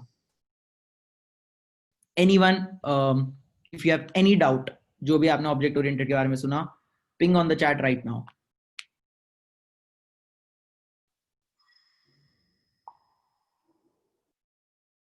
What if we need the enhancements? Okay, so Gagandeep, that's a good question. So Gagandeep is asking guys कि अच्छा चलो मान लो कि मेरे पास student है जिसके अंदर मैंने ब्लूप्रिंट तैयार कर दिया, नेम, रोल नंबर और कुछ कुछ कुछ कुछ। अब कल को मुझे एक नई प्रॉपर्टी स्टूडेंट के साथ देनी है, स्टूडेंट की रैंक यूनिवर्सिटी में, लेकिन मैंने पहले नहीं डाला था, ये मैंने बाद में सोचा कि मैं डालूंगा। तो कोई इशू नहीं है गगनदीप, हम लोग अगर ब्लूप्रिंट में ही चेंज कर देंगे तो बाकी जितने भी स्टूडेंट्स हैं ना उनको अपने आप ये मिल जाएगा। इनफैक्ट ऑब्जेक्ट ओरिएंटेड प्रोग्रामिंग में बहुत सारे आप कॉन्सेप्ट पढ़ोगे, इनहेरिटेंस, पॉलीमॉर्फिज्म, एब्स्ट्रैक्शन, इनकैप्सुलेशन, ये सब आएगा आगे जाके, तो तब आपको बिल्कुल क्लियर हो जाएगा कि क्या हो रहा है। बट हाँ, अगर आप इनहेंसमेंट की बात कर रहे हो और मैं कल को अगर इस ब्लूप्रिंट में चेंजेस करूंगा, तो जितने भी स्टूडेंट्स बन चुके होंगे ना पहले, उनमें भी रैंक अपने आप आ जाएगा, और जो आगे बनेंगे उनको भी रैंक मिल जाएगा। ठीक है, उसका कोई इशू नहीं है। आप यहां चेंज करोगे, जितने भी क्रिएटेड स्टूडेंट्स होंगे उनमें भी ये आ जाएगा, और जो आगे क्रिएट होंगे उनमें तो रहेगा ही रहेगा, क्योंकि ब्लूप्रिंट ही चेंज हो गया। ये उसका पूरा ब्लूप्रिंट है, ये आपके पास कंट्रोल है हर स्टूडेंट का, ऐसे समझ लो। व्हाट इफ मुझे हर स्टूडेंट को रैंक का फीचर नहीं रखना है? Okay, so correct. सो आप बेसिकली कह रहे हो कि डिफरेंट टाइप्स ऑफ स्टूडेंट्स होने हैं अगर मेरे पास, अमित, राइट? सो ये कॉन्सेप्ट है इनहेरिटेंस का, वो आगे आएगा, मैं आपको बताऊंगा, वो भी पॉसिबल है। Yes, you can have different types of students also, कि भाई किसी स्टूडेंट के पास नाम ही ना हो, अननेम्ड स्टूडेंट्स भी चाहिए मुझे, अनरैंक्ड स्टूडेंट्स भी चाहिए मुझे। Yes, you can do that. एक ब्लूप्रिंट के मल्टीपल आप टाइप्स रख सकते हो। ये आएगा इनहेरिटेंस में, जो आगे जाके आएगा, तो हम जब आएगा तब इसकी बात करेंगे, बहुत अच्छे से बात करेंगे। अभी तो हमने इनफैक्ट कोड देखा ही नहीं है, तो अभी आप बहुत सारा आपके मन में, मैं समझ सकता हूँ, डाउट्स होंगे, बट आपको बेसिक समझ आ गया होगा कि अच्छा ऑब्जेक्ट ओरिएंटेड है क्या, मतलब रियल लाइफ चीजों को देखना एक प्रोग्राम के। मेरा मोटिव है कि आपको ये समझ आए कि हाँ भाई, हम जो सॉफ्टवेयर बनाए उसमें हम चीजों पे ध्यान दें, काम पे ध्यान ना दे, पहले पहले हम ये ध्यान दें कि चीजें क्या है। क्योंकि ये जिस दिन आपने मास्टर कर लिया ना, और ये लग रहा होगा कि यार क्या है, चीजें ही तो देखनी है, नहीं, बहुत मुश्किल है। और इसीलिए जावा या कोई भी ऑब्जेक्ट ओरिएंटेड प्रोग्रामिंग जब आप किसी और लैंग्वेज में भी आप करोगे, तो that is what the job is for. इस तरीके से कोड लिखना और एग्जीक्यूट करना कोड को सबके बस की बात नहीं है, और यही हम इस कोर्स में आपको सिखाएंगे कि किस तरह आपका, जब इस कोर्स के बाद आप कोड लिख के देखोगे तो आपको दिखेगा हाँ भाई ये रहा मेरा पुराना। एक ना आप काम करना, आज की डेट पे कोई भी एक रैंडम कोड लिख लेना अगर आपको कोडिंग आती है किसी भी और लैंग्वेज में। कोर्स के बाद उसी प्रोग्राम को हमारे वाले तरीके से लिखना, ऑब्जेक्ट ओरिएंटेड से। फर्क देखना, किसी थर्ड पर्सन को दिखाना, वो खुद बोलेगा वाह क्या ट्रांजिशन है। ठीक है, सो एक और एग्जांपल ले लेते हैं। आई होप अब सबके डाउट्स क्लियर हो चुके हैं। ओके, यहां पे मैं आपको दिखाऊंगा कि अगर हम ऑब्जेक्ट ओरिएंटेड प्रोग्रामिंग नहीं यूज करते और सॉफ्टवेयर को क्रिएट करते हैं तो उसमें, और ऑब्जेक्ट ओरिएंटेड अप्रोच में थोड़ा सा आपको आइडिया लगाना चाहता हूं मैं कि कैसे काम कितना आसान हो गया। यहाँ पे एक सिचुएशन है, ठीक है, ये कोई पर्सन है, ये जाता है एक बैंक के पास, ठीक है, इसको बैंक मान लो, this is actually a bank, ठीक है, एंड ये मनी विड्रॉ करता है, या इसको एटीएम भी मान सकते हो, कुछ भी मान सकते हो, ठीक है। ये इसके पास जाता है, अपना कार्ड देता है और पैसे विड्रॉ कर लेता है। बहुत ही कॉमन बात है भाई। तो बेसिकली आपको एक बैंकिंग सॉफ्टवेयर बनाना है, आपको एक एटीएम बनाना है। इस पूरे सिचुएशन में तीन काम हो रहे हैं, बंदा विड्रॉ कर सकता है, डिपॉजिट कर सकता है पैसे, या ट्रांसफर कर सकता है ना। आप जाओ एटीएम या बैंक ही मान लो, बैंक जाओ, आप पैसे विड्रॉ कर सकते हो, आप पैसे डिपॉजिट कर सकते हो, या आप पैसे किसी और अकाउंट में ट्रांसफर कर सकते हो, राइट। अगर मैं इसको सिर्फ क्या क्या करना है इस बात से देखूं तो मुझे तीन बातें करनी पड़ेंगी, विड्रॉ, डिपॉजिट, ट्रांसफर, करेक्ट। यहां ऑब्जेक्ट ओरिएंटेड प्रोग्रामिंग नहीं है, तो non objected oriented programming is basically procedural programming. लेकिन अगर मैं ऑब्जेक्ट ओरिएंटेड देखूं कि भाई इसमें क्या क्या चीजें हैं, तो भाई मेरे पास कस्टमर है, मेरे पास बैंक है, और मेरे पास मनी है, राइट। सो बेसिकली मेरे पास बैंक अकाउंट होगा, मैं खुद एज अ कस्टमर होऊंगा, और मेरे पास मनी होगा। ये तीन चीजें हैं मेरे सॉफ्टवेयर की। अगर मैं इनके अंदर कोडिंग करूंगा, इनके डब्बे बना के, इनकी प्रॉपर्टीज एसोसिएट करके, तो मुझे लगता है मेरा सॉफ्टवेयर और एफिशिएंट होगा, रादर देन कि मैं सीधा यहाँ पे तीन फंक्शन बना दूं, विड्रॉ, डिपॉजिट और ट्रांसफर के। कैसे होगा ये, आओ देखते हैं। अब आपको समझ आ गई सिचुएशन क्या है यहाँ पे। पहले we will see procedural programming. यहाँ कोई ऑब्जेक्ट नहीं है, कुछ नहीं है। आप गए, आपने बोला भाई पैसे, ये आप हो, ये यूजर है, ये रहा bank, you go to the bank and you want to withdraw money, ठीक है। तो आप विड्रॉ कैसे, मतलब किसी ने अगर इसका प्रोग्राम बेसिक सा, बिल्कुल बेसिक सा लिखा होगा तो वो कुछ इस तरीके का होगा, ठीक है। पहले तो वो चेक करेगा कि आप वैलिड हो कि नहीं हो। उसके बाद अगर आप उसको कार्ड दे रहे हो या चेक दे रहे हो तो वो उसको चेक करेगा कि भाई ये आपने सही दिया है कि नहीं दिया है। अगर वो वैलिड है, अगर आप एक वैलिड यूजर हो, आपने आईडी दिखाई, हाँ भाई सही आदमी आया पैसे निकालने के लिए, और आपका चेक या क्रेडिट कार्ड सही है, तो वो सबसे पहले एटीएम मशीन बैंक को कांटेक्ट करेगी, या बैंक अपने इंटरनल सिस्टम को कांटेक्ट करेगा और अप्रूवल लेगा कि भाई पैसे दे दूं, इसके पास पैसे हैं ना अकाउंट में, कि अकाउंट में बैलेंस ही कम है। एक बार आपको अप्रूवल आ जाएगा तो आप पेमेंट को प्रोसेस कर दोगे कि भाई लो पैसे ले जाओ, है ना। सबसे पहले आप चेक करोगे कि हाँ भाई आपने आईडी कार्ड दिखाया, आप वैलिड यूजर हो, आपने कार्ड दिखाया, वो भी वैलिड है। फिर हमने बैंक के सिस्टम को कांटेक्ट करके चेक किया, हाँ भाई आपका अकाउंट भी है, हमें अप्रूवल आ गया। अगर अप्रूवल आ गया और आपके अकाउंट में पैसे हैं तो हम आपको पेमेंट कर देंगे।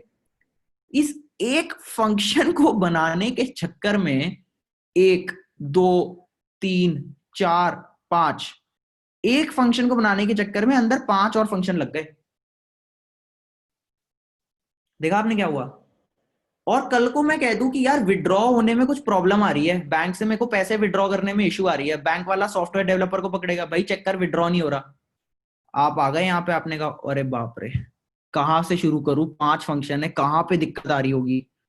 और हर, आप ये सोचो इस एक फंक्शन के अंदर पांच फंक्शन है, और ये जो वैलिडेट हो रहा होगा, क्या आपको लग रहा है ये एक ही फंक्शन होगा, इसके अंदर कुछ तीन चार फंक्शन और होंगे, इस चेक कार्ड के अंदर कुछ और बहुत कुछ हो रहा होगा। तो बार बार आप एक फंक्शन से दूसरे फंक्शन, दूसरे फंक्शन से तीसरे फंक्शन, तीसरे फंक्शन से चौथे फंक्शन, आप घूमते ही रहोगे और आप बहुत कंफ्यूज हो जाओगे। आपको अपना ही कोड समझ नहीं आएगा कि यार मैंने किया क्या था और अब मैं कहाँ एरर आ रही है, मैं सही से उसको रेक्टिफाई नहीं कर पाऊंगा, है ना।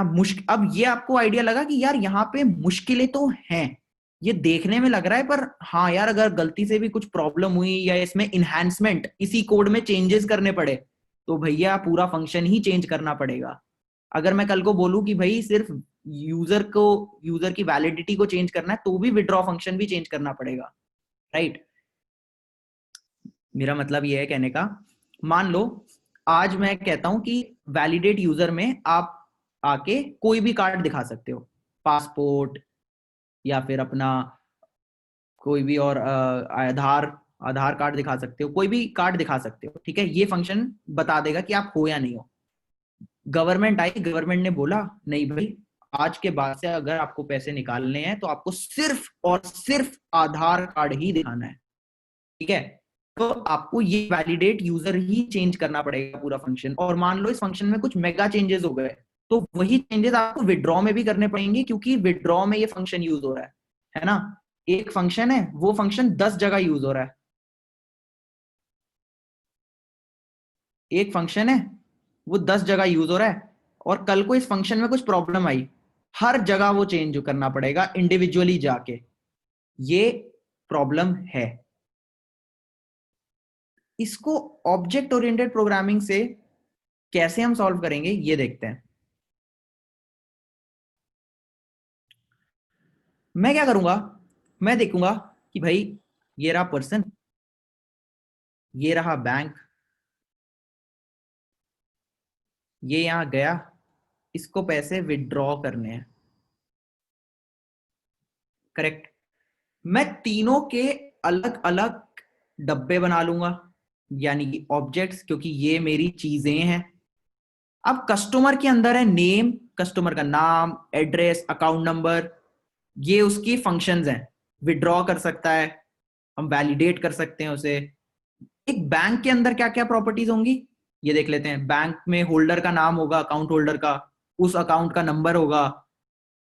एक कॉन्टैक्ट फंक्शन होगा जिसमें वो बैंक को कॉन्टैक्ट करके चेक करेगा भाई हाँ ठीक है आपका अकाउंट है कि नहीं बैंक में।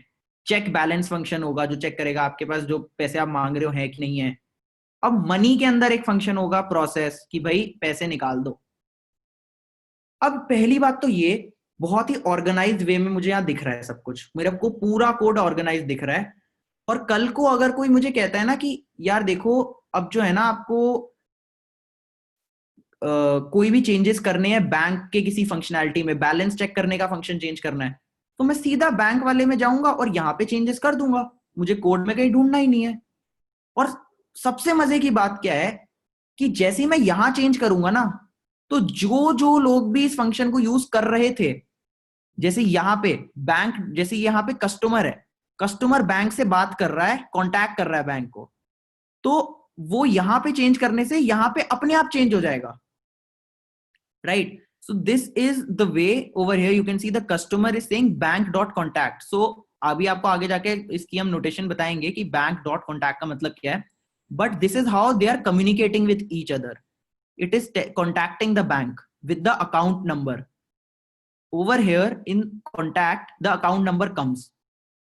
In the account number we first check the balance. सबसे पहले बैलेंस चेक होता है। अगर बैलेंस अवेलेबल है तो बैंक अकाउंट आपके मनी से बात करता है और मनी को बोलता है यार प्रोसेस कर दो अमाउंट को, क्योंकि ये हमें वो करना है, विड्रॉ करना है। तो मनी इस प्रोसेस अमाउंट को प्रोसेस कर देता है और वापस भेज देता है, और फिर ये इसको वापस भेज देता है, और इस तरीके से आपके पास पैसे आ जाते हैं। तो ये कितना ऑर्गेनाइज्ड फैशन में क्लियर एंड कंसाइज है। सिर्फ मैंने क्या किया, मैंने चीजों पे ध्यान दिया, क्या हो रहा है इस पे इतना ध्यान नहीं दिया, कम्युनिकेशन अंदर ही रखी। कस्टमर के अगर कल को कोई भी सॉफ्टवेयर में इशू आता है, अगर वो इशू बैंक का है तो मैं बैंक में देखूंगा, अगर वो इशू कस्टमर का है तो मैं सिर्फ कस्टमर के अंदर देखूंगा। और ये तो मुझे साथ में लॉटरी मिल गई, उस कस्टमर का नाम, एड्रेस, अकाउंट नंबर, इस सब की तो मैंने पीछे भी बात ही नहीं करी सही से। जब इससे पिछले वाला कोड था, बैंक के पास भी होल्डर नेम, अकाउंट नंबर सब कुछ है, प्रॉपर्टीज भी हैं, ये सब की तो बात हुई नहीं थी अभी तक। पर यहाँ पे तो प्रॉपर एकदम दिख रहा है यार, हाँ कस्टमर, बैंक, अकाउंट, कम्युनिकेशन भी हो रही है आपस में, तो बेटर है। एक बार क्विकली फिर से देख लेते हैं शॉर्ट में कि क्या हुआ। कस्टमर आया बैंक के अंदर और उसने बोला कि मुझे पैसे विड्रॉ करने हैं। कस्टमर ने यहां बोला मुझे विड्रॉ करने हैं। विड्रॉ के अंदर सबसे पहले मैं करूंगा कस्टमर को वैलिडेट। अब ये वैलिडेट फंक्शन यहीं पड़ा हुआ है कस्टमर के अंदर, तो कल को कोई भी चेंज होगा तो मुझे बस कस्टमर के अंदर करना है। The moment customer gets validated I say bank dot contact, मतलब भाई बैंक को कॉन्टैक्ट करो और ये अकाउंट नंबर भेज दो उसके पास जो इस पर्सन का अकाउंट नंबर है। तो इसने यहां से करी कम्युनिकेशन बैंक को, बैंक ने बोला अच्छा कॉन्टैक्ट पे कॉल आई है, फिर वो करेगा चेक बैलेंस कि भाई क्योंकि पर्सन वैलिडेट तो हो ही चुका है, मतलब भाई वैलिड बंदा है, अब क्या दिक्कत रह गई, भाई पैसे होंगे तो मैं दूंगा ना। तो अगर बैलेंस अवेलेबल है तो भाई पैसे को बुलाओ, इसने पैसे को बुला दिया, पैसे के पास कॉल गई, पैसे ने बोला लो भाई प्रोसेस कर दिया मैंने तुम्हारा अमाउंट, ये गया पीछे, इसने बोला भाई हो गए पैसे आ गए, इसने गया इसको वापस कांटेक्ट की भाई लो पैसे, और यहां पे एंड में मेरे पास पैसे आ गए। सो कितना इजीली मुझे दिख गया पूरे प्रोग्राम में फ्लो क्या हो रहा है इतने आराम से। और यही फ्लो प्रॉपर कि कैसे जा रहा है, कौन कहां जा रहा है, कैसे आ रहा है, अगर मैं आपको अर्लियर कोड में देखना चाहूँ आप तो आप नहीं देख सकते, क्योंकि इनफैक्ट वहां पे फ्लो है ही नहीं, आप देख ही नहीं पाओगे। ये वाला जो कोड है इसके अंदर मैं कहां से आपको फ्लो दिखाऊं, भाई कोई फ्लो ही नहीं है इसमें, क्योंकि यहाँ पे ऑब्जेक्ट ओरिएंटेड ही नहीं है ये पूरा का पूरा program. On the other hand यहाँ पे प्रॉपरली मुझे दिख रहा है क्या फ्लो हो रहा है, कैसे फ्लो हो रहा है, कहाँ फ्लो हो रहा है। ठीक है, तो अभी तक मैं उम्मीद ये कर रहा हूं, आई होप कि आपको सब समझ आ गया हो कि अच्छा ऐसे सॉफ्टवेयर बनाना है। मैं ये नहीं चाहता कि आप सॉफ्टवेयर बना दो भाई, ओहो हो गई ऑब्जेक्ट ओरिएंटेड प्रोग्रामिंग, भाई ऑब्जेक्ट ओरिएंटेड प्रोग्रामिंग अभी शुरू ही नहीं हुई है टू बी ऑनेस्ट। मैं अभी तक आपको ये आइडिया दे रहा हूं कि सॉफ्टवेयर बनाते कैसे हैं, सॉफ्टवेयर किस आइडिया को दिमाग में रख के बनाना चाहिए। अगर आपको यही समझ आ गया ना कि हाँ भाई आज से जो सॉफ्टवेयर बनेगा वो चीजों पे बनेगा और उसकी फ्लो दिखेगी मुझे बिल्कुल सामने, डब्बों के अंदर फ्लो दिख रही होगी, तो भाई मेरी क्लास सक्सेसफुल हो गई, क्योंकि आप आज से इंडस्ट्री लेवल सॉफ्टवेयर बना रहे होगे। So quick show of hands, कोई डाउट है आप पिंग करो मुझे चैट पे, I will see your doubts.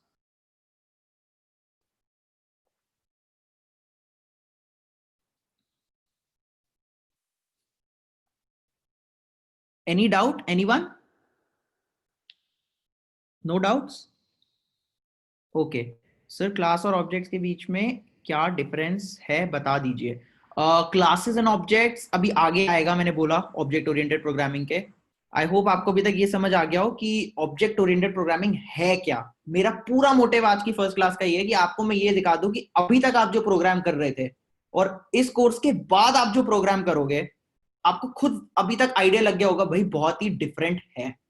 मैं कुछ बहुत ही अलग तरीके से प्रोग्राम को लिखने वाला हूं आज के बाद से, मैं नॉर्मली जैसे लिखता हूं वैसे नहीं लिखूंगा। Correct? Okay, so let's begin with Java. I hope आप सबके सिस्टम पे जावा इंस्टॉल्ड है। So now we are going to start programming in Java. I hope आपने एक्लिप्स डाल लिया होगा। Eclipse is a good integrated development environment जहां पे आप अपने जावा प्रोग्राम्स को लिखोगे। सो एक्लिप्स स्टार्ट करते हैं। ओके, जब आप इक्लिप्स को स्टार्ट करोगे तो सबसे पहले वो आपसे वर्कस्पेस मांगेगा। वर्कस्पेस कुछ नहीं है, वर्कस्पेस वो फोल्डर है, यहाँ पे आप वो फोल्डर बता दीजिए जहाँ पे आप अपने प्रोजेक्ट्स को स्टोर करना चाहते हो। तो जो डिफॉल्ट है मैं उसी पे लॉन्च कर देता हूँ। एंड अच्छा, मैंने ना एक छोटी सी बात करी कि इक्लिप्स एक बहुत अच्छा आईडीई है, यानी कि इंटीग्रेटेड डेवलपमेंट एनवायरनमेंट। इसका क्या मतलब होता है क्विकली मैं आपको बता देता हूँ। इंटीग्रेटेड डेवलपमेंट एनवायरनमेंट का मतलब है कि आप अपने जावा कोड को एक्लिप्स में लिखोगे, एट द सेम टाइम अगर कोई गलती हो रही होगी ना आपसे प्रोग्राम लिखते हुए, इक्लिप्स आपको बीच में ही बता देगा भाई सुन सुन सुन कुछ गलत लिखा है तूने, एक बार चेक कर ले, तू शायद कुछ गलत लिख रहा है, शायद तूने कहीं पे कुछ मिस कर दिया है। तो आपको गलतियां ही पॉइंट आउट करेगा। दूसरा, पहली बात ये हो गई। दूसरी बात, आपको देखना है कि आपका प्रोग्राम चलता हुआ वो भी आप इक्लिप्स के अंदर ही देख सकते हो, आपको कहीं दूर जाके कोई फाइल नहीं खोलनी है अपने कंप्यूटर में, यहीं पे देख लोगे विद इन दिस। तो ये सारा का सारा जो काम है ना, मैंने आपको बताया था ना, जेवीएम के पास बाइट कोड जाता है, फिर जेवीएम उसको चलाता है, फिर मशीन पे आता है। हमने पूरी बात कही ना कि प्रोग्राम चलता कैसे है कंप्यूटर के अंदर, इक्लिप्स सब आपके लिए कर देगा और आपको चलता हुआ दिखा देगा। इसके अंदर पूरी डेवलपमेंट एनवायरनमेंट इंटीग्रेटेड है, that is why it is called IDE, यानी कि इंटीग्रेटेड डेवलपमेंट एनवायरनमेंट। सो अब हम स्टार्ट करते हैं। So we will create a new project, okay, and you can call it anything. मैं इसे class 1 बुला देता हूँ. Sorry. We will create a new Java project. Project name आप मैं भी class 1 दूंगा या hello world दे देते हैं. Okay.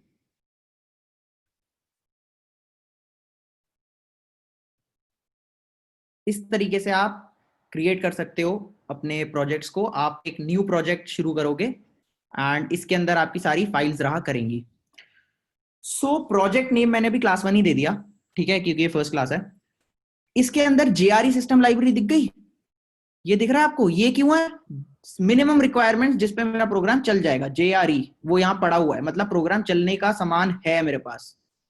इसके अंदर आपको एक SRC फोल्डर दिखेगा. SRC वो फोल्डर है जिसके अंदर आप अपनी जावा की कोड को रखोगे. SRC का मतलब होता है सोर्स. ये वो सोर्स है जहां पे सारी कोड रहेगी. तो आप इस पे राइट क्लिक करोगे, न्यू पे जाके एक क्लास बनाएंगे हम सबसे पहले, ठीक है. इस क्लास का नाम आज मैं दे देता हूं हेलो, ठीक है, और फिनिश. ये आ गई क्लास हेलो. अब क्लास क्या है बेसिकली, अगर मैं आपको एक ऊपर से ही आइडिया देना चाहूं, क्लास को आप एक सेकंड के लिए अपने मन में वो डब्बा समझ लो. वो डब्बा समझ लो जो मैं बना रहा था. मतलब अगर मैं कह रहा हूं पब्लिक क्लास हेलो, मतलब याद है जैसे मैं यहां लिख रहा था ये स्टूडेंट का डब्बा है, ये टीचर का डब्बा है. तो क्लास हेलो का मतलब है कि भाई ये हेलो का डब्बा है ना. मैंने अभी भी हेलो का एक डब्बा बना दिया. ये डब्बे की शुरुआत है और ये डब्बे का एंड है. ये डब्बे की शुरुआत है और ये डब्बे का एंड है. अब देखा मैंने क्या बोला था, जावा शुरू ही होगी डब्बे से. किसी और प्रोग्रामिंग लैंग्वेज में ये बात नहीं है. जावा की हार्ट एंड सोल है ऑब्जेक्ट ओरिएंटेड प्रोग्रामिंग. जावा आपको कोड लिखने ही नहीं देगा बिना क्लास बनाए, बिना डब्बा बनाए. तो जब तक आप डब्बा नहीं बनाओगे, ऑब्जेक्ट नहीं होगा, जावा कहेगा भाई मैं तो कोड ही लिखने नहीं दूंगा. So the Java code starts with a class. Class meaning that box जिसके अंदर सब कुछ इनकैप्सुलेटेड, सब कुछ रैप्ड है. ओके, सो अब हम स्टार्ट करते हैं. तो किसी भी प्रोग्रामिंग लैंग्वेज की तरह Java starts to look for a main method. ये क्या चीज है? तो जब भी ये जावा स्टार्ट होगा गाइस, तो Java will look for a main method. अब जावा को कैसे पता चलेगा कि भाई यहां से शुरू करना है? आप बहुत सारा कोड लिखोगे लेकिन कोड शुरू कहां से होगा? वो स्टार्टिंग पॉइंट क्या होगा? वो स्टार्टिंग पॉइंट होगा एक फंक्शन जिसका नाम होगा मेन. क्यों? क्योंकि वो मेन चीज है, ठीक है. तो जेवीएम पे जब जैसे ही आपका कोड बाइट कोड बन के जाएगा तो वो ढूंढेगा कि मेन का है, मेन से वो शुरू कर देगा सब कुछ. अच्छा, अब ये फंक्शन बनाते कैसे, ये मेन बनाते कैसे, एंट्री पॉइंट कैसे बनाते हैं? तो इस तरीके से बनाते हैं. आप यहां लिखोगे पब्लिक स्टैटिक वॉइड मेन, उसके बाद दो ब्रैकेट, और ब्रैकेट्स के अंदर आप लिखोगे स्ट्रिंग. अभी एक सेकंड के लिए आप देखो क्या है, फिर मैं आपको समझाता हूं कि मैंने क्या लिखा है. आप लिखोगे पब्लिक स्टैटिक वॉइड मेन, और इसके ब्रैकेट्स के अंदर कुछ स्ट्रिंग. और ये अगर किसी को पता हो एरेज के बारे में तो ये एरे है वैसे, वरना स्ट्रिंग और एक लेफ्ट वाला ऐसे वाला ब्रैकेट और राइट वाला ब्रैकेट, ये हार्ड स्क्वायर ब्रैकेट्स हैं, ठीक है. और ये आर्ग्स, आर्ग्स का मतलब है आर्ग्यूमेंट्स. अब यहाँ पे अभी आपको मैं बताऊंगा कि ये क्या है. उससे पहले हम बिल्कुल सिंपल, सबसे सिंपल जावा प्रोग्राम बना लेते हैं. अगर आपको कोई भी टर्म दिखानी है, मतलब मुझे, अगर अब मैं चाहूं तो मैं इस जावा प्रोग्राम को यहीं से चला सकता हूं, कोई इशू नहीं है, ठीक है. मैं यहाँ पे, ये आपको प्ले बटन दिख रहा है ऊपर, यहां से आप रन कर सकते हो अपने जावा प्रोग्राम को. ये पूछेगा कौन सी वाली चलानी है. हेलो बनाया मैंने, हेलो का डब्बा, हेलो चलाना है. Okay.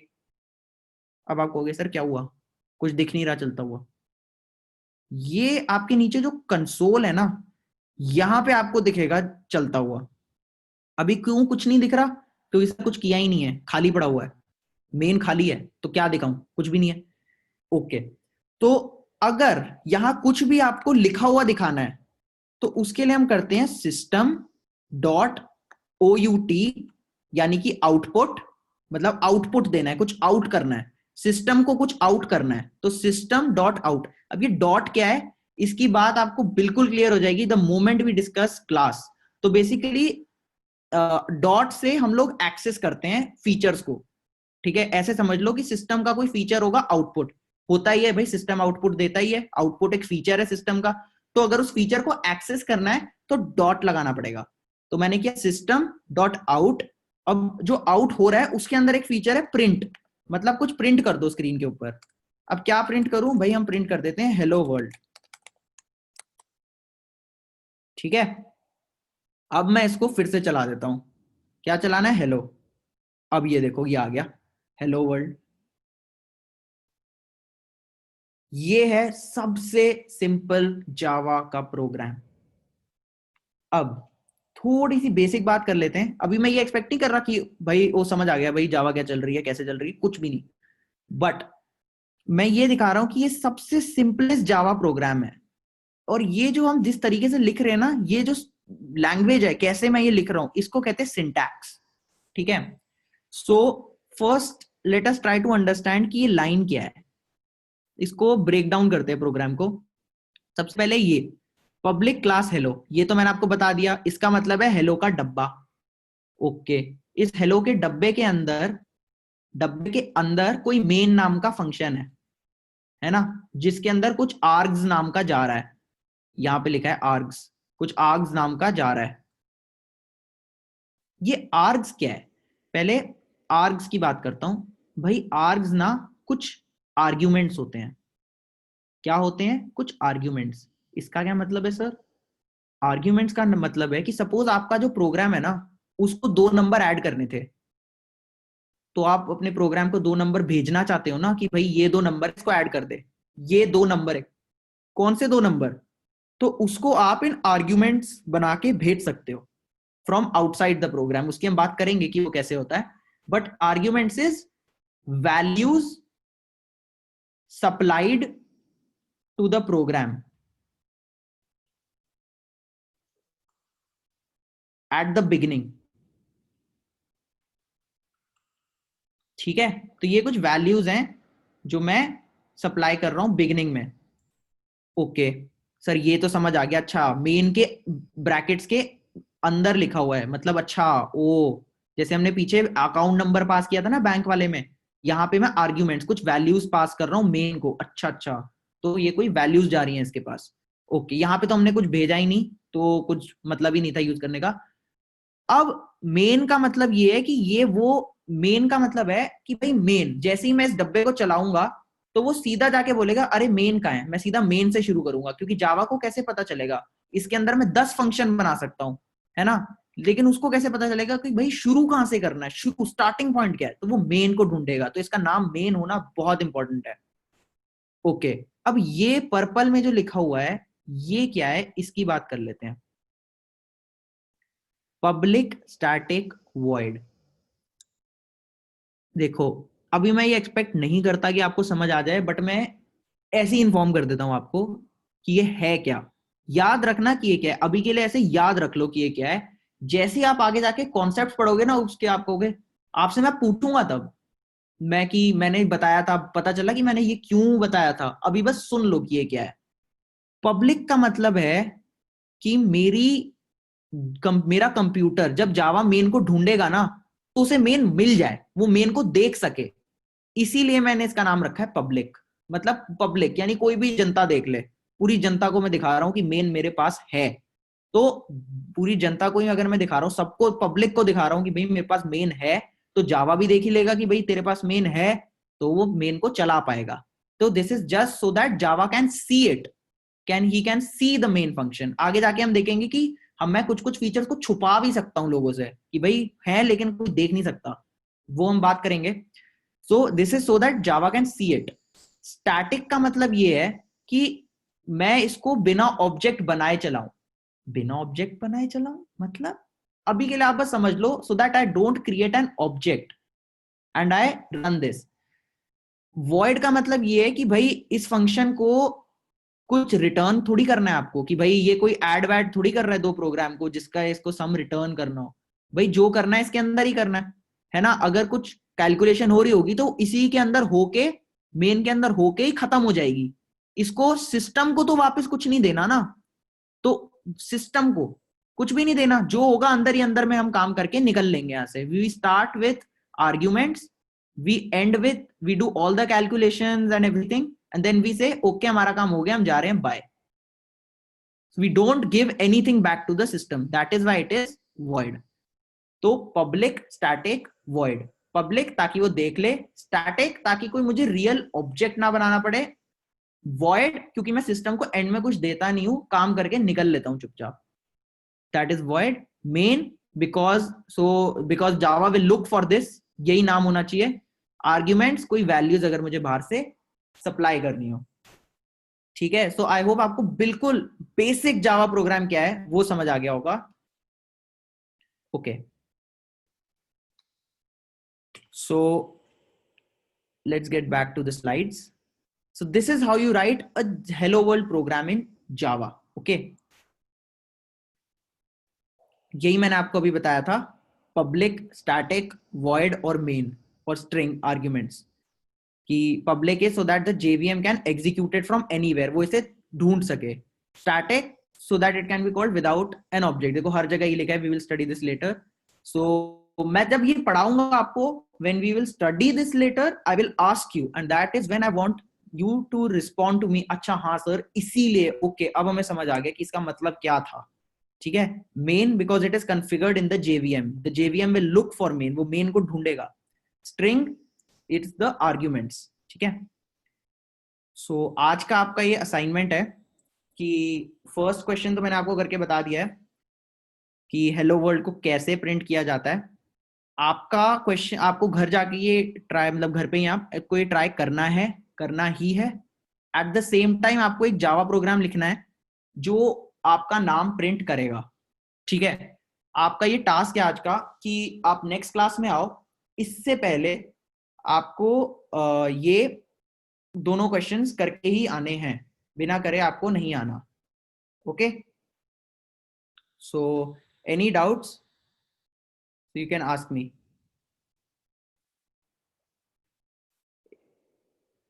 In the entire class. कोई भी डाउट्स हैं, I am up for doubts, आप मुझे बता सकते हो अभी चैट पे, कोई भी आपको डाउट्स हो।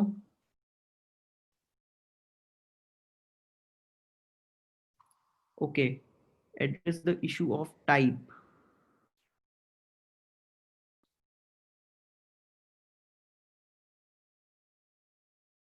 यस गगनदीप, आगे हम इसकी बात करेंगे क्योंकि अभी आपने ऑब्जेक्ट ओरिएंटेड प्रोग्रामिंग में कॉन्सेप्ट्स को थोड़ी पढ़ा है। अभी तो आपने बस ये देखा है कि अच्छा मुझे सॉफ्टवेयर लिखना कैसे होता है, लेकिन अभी हम ऑब्जेक्ट ओरिएंटेड प्रोग्रामिंग के, ये पूरा जावा है ही ऑब्जेक्ट ओरिएंटेड प्रोग्रामिंग, तो अभी तो आपको कुछ आता ही नहीं होगा ना, पब्लिक क्या है, स्टैटिक क्या है, तो जब आएगा तब आपको पता चलेगा और मैं तब पूछूंगा आपसे कि क्या है। सर जेवीएम के अलावा कोई और इंटरप्रेटर है जो बाइट कोड समझ सकता है? Okay, good question Raghav. जहां तक मेरी नॉलेज है, मैं आपको क्विकली बता देता हूं कि जेवीएम का फुल फॉर्म होता है जावा वर्चुअल मशीन, करेक्ट। तो इसके लास्ट के दो वर्ड पढ़े आपने, जावा वर्चुअल मशीन के। वर्चुअल मशीन, वर्चुअल मशीन एक सॉफ्टवेयर मशीन है, मतलब जैसे आपके आगे कंप्यूटर रखा है वो फिजिकल मशीन है। वर्चुअल मशीन एक सॉफ्टवेयर की मशीन है कि आपके मशीन के अंदर एक नई मशीन, और वो उसको उस पे चलाता है। सो जहां तक बाइट कोड की बात है, जो बाइट कोड है वो पाइथन में भी होता है, ऐसा नहीं है नहीं होता, लेकिन उसका बाइट कोड अलग होगा क्योंकि वो पाइथन की वर्चुअल मशीन में चलेगा। जावा की जो वर्चुअल मशीन होती है उसमें जावा का बाइट कोड चलेगा। तो मैंने जब आपको बाइट कोड बताया था, I said byte code is of type dot class, याद है, डॉट क्लास और ब्रैकेट में लिखा था बाइट कोड। ठीक है, सो जो डॉट क्लास होगा ना, ये वाला जो बाइट कोड होगा, ये सिर्फ जेवीएम समझ सकता है और कोई नहीं समझ सकता। ठीक है, लेकिन हाँ बाइट कोड बहुत तरीके के होते हैं, सिर्फ डॉट क्लास वाला नहीं होता, बहुत टाइप के बाइट कोड हो सकते हैं। सो जो डॉट क्लास वाला बाइट कोड होता है वो सिर्फ जेवीएम समझ सकता है। ठीक है, क्योंकि मैंने बोला जावा एक इंटरप्रेटेड लैंग्वेज है और बहुत सारी इंटरप्रेटेड लैंग्वेजेस हैं, बट जावा अपने टाइम की पहली इंटरप्रेटेड लैंग्वेज थी। ओके सर, अगर Raghav, I hope the doubt is clear कि इस वाले टाइप का बाइट कोड डॉट क्लास जिसके एंड में होगा वो जावा वर्चुअल मशीन समझ सकता है, और इसी में मैं कन्वर्ट करता हूं. Okay, second doubt is from Indresh. Sir, अगर मैं पब्लिक ना लिखकर स्टैटिक वॉइड मेन लिखूं तो क्या इस प्रोग्राम पर कोई इफेक्ट होगा? Okay Indresh, this is a question जिसको मैं आगे जाके आपसे ही पूछ के आंसर करवाऊंगा, क्योंकि इसके लिए कॉन्सेप्ट पढ़ना पड़ेगा आपको, एक्सेस मॉडिफायर्स. कि भाई public, actually public, private, protected, बहुत कुछ लिख सकता हूं मैं उसके आगे. सो जब मैं, चलिए आपका टास्क है इंद्रेश, आप इसको ट्राई करके आना.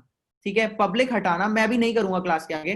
पब्लिक हटाना और इसको चलाना. अगर चल जाए तो जब मैं इसको करूंगा ना, जब मैं आपको एक्सेस मॉडिफायर्स बताऊंगा क्या होते हैं, तब मैं आपको पूछूंगा कि क्या वो चला था कि नहीं चला था, और अब आपको समझ आया कि अगर वो चला तो क्यों चला, और अगर वो नहीं चला तो क्यों नहीं चला.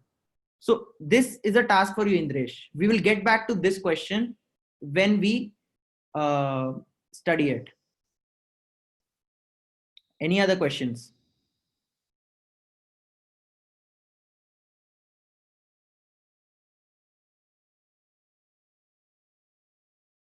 एक सेकेंड. अच्छा Indresh, you were talking about public of the main function. Yeah, public of the main function will have to be public, because otherwise देखेगा कैसे? मैंने बोला ना, जनता को दिखाना है, राइट? तो जावा कैसे ढूंढेगा उसको? और अभी आगे जाके जब आप पढ़ोगे तो ये पब्लिक अगर आप हटा दोगे तो एक नई उसकी एक्सेस बन जाती है जिसको कहते हैं पैकेज प्राइवेट. सो उसकी भी हम बात करेंगे, बट अभी के लिए तो आप समझ लो कि पब्लिक नहीं है तो वो नहीं चलेगा. ठीक है, क्योंकि पब्लिक को दिखाना है, जनता को दिखाना है, बाहर से मशीन के जेवीएम को कैसे दिखेगा. But I wanted you to try it and see if you can do it. तो क्लास को रिवाइज करके आना नेक्स्ट टाइम पे. कोई और डाउट, एनी डाउट्स, आप जूम चैट ग्रुप पे लिख दो फाइनल डाउट्स.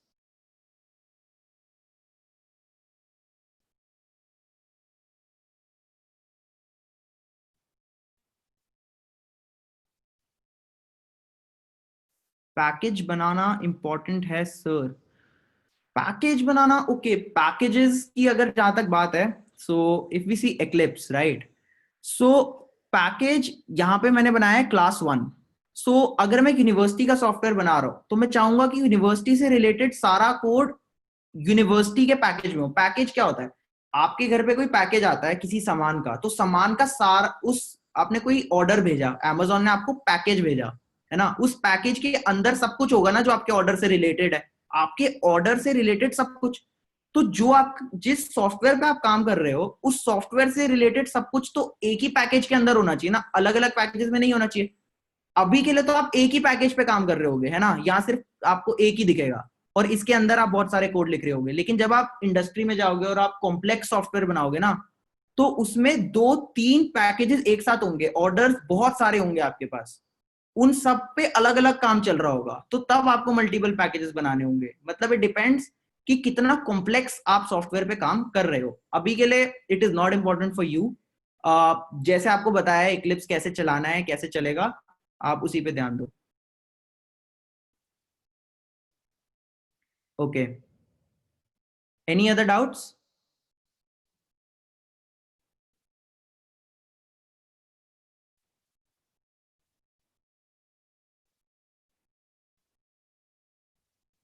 कोई भी किसी को कोई डाउट नहीं है? ओके, सो आज की क्लास यहीं तक है. हेडर फाइल, ओके अमित, इसमें हेडर फाइल्स नहीं होती हैं. दिस इज नॉट C++, ये जावा है, इसमें इंपोर्ट्स होते हैं. इसकी बात हम करेंगे क्योंकि आज हमने कोडिंग तो करी नहीं है, कोडिंग तो हम अभी शुरू करेंगे. आज हमने देखा है कि जावा क्या है, क्यों इंपॉर्टेंट है, जावा का सबसे सिंपल प्रोग्राम कैसे लिखते हैं. हाँ, अभी हम बहुत कुछ इंपोर्ट करेंगे क्योंकि बाकी लैंग्वेजेस में काफी कुछ हमें खुद बनाना होता है. मैंने आपको बात की थी ना कि जावा का कोड बेस बहुत बड़ा है, दुनिया में सबसे ज्यादा कोड जावा में लिखा गया है. तो कल को अगर आप सॉफ्टवेयर कोई भी बनाओगे तो 99% वो फीचर जो आप बनाना चाह रहे हो बन चुका है, तो आप उसको डायरेक्टली इंपोर्ट कर लोगे. ठीक है, तो इंपोर्ट्स होते हैं जावा में, उसकी हम बात करेंगे जब वो आएंगे. ठीक है, आज की क्लास से रिलेटेड कोई भी डाउट हो तो आप उसे चैट पे लिख दीजिए, else I will C you in next class, जहाँ पे मैं होप कर रहा हूँ कि जो आपको 2 असाइनमेंट के सिंपल बिल्कुल बेसिक मैंने आपको दिया है क्वेश्चन, उसको आप करके आओगे। ये है कि you have to write a Java program to print your name, and simple जो आज हेलो वर्ल्ड बनाया था उसको फिर से बनाएंगे। ठीक है, so I think we will end the class here, no more questions are there. कोई भी अगर आपको इसके अलावा डाउट हो आप पिंग कर देना व्हाट्सएप ग्रुप पे, we are always there to help you out. कोई भी इशू हो कुछ भी, वी आर ऑलवेज देयर।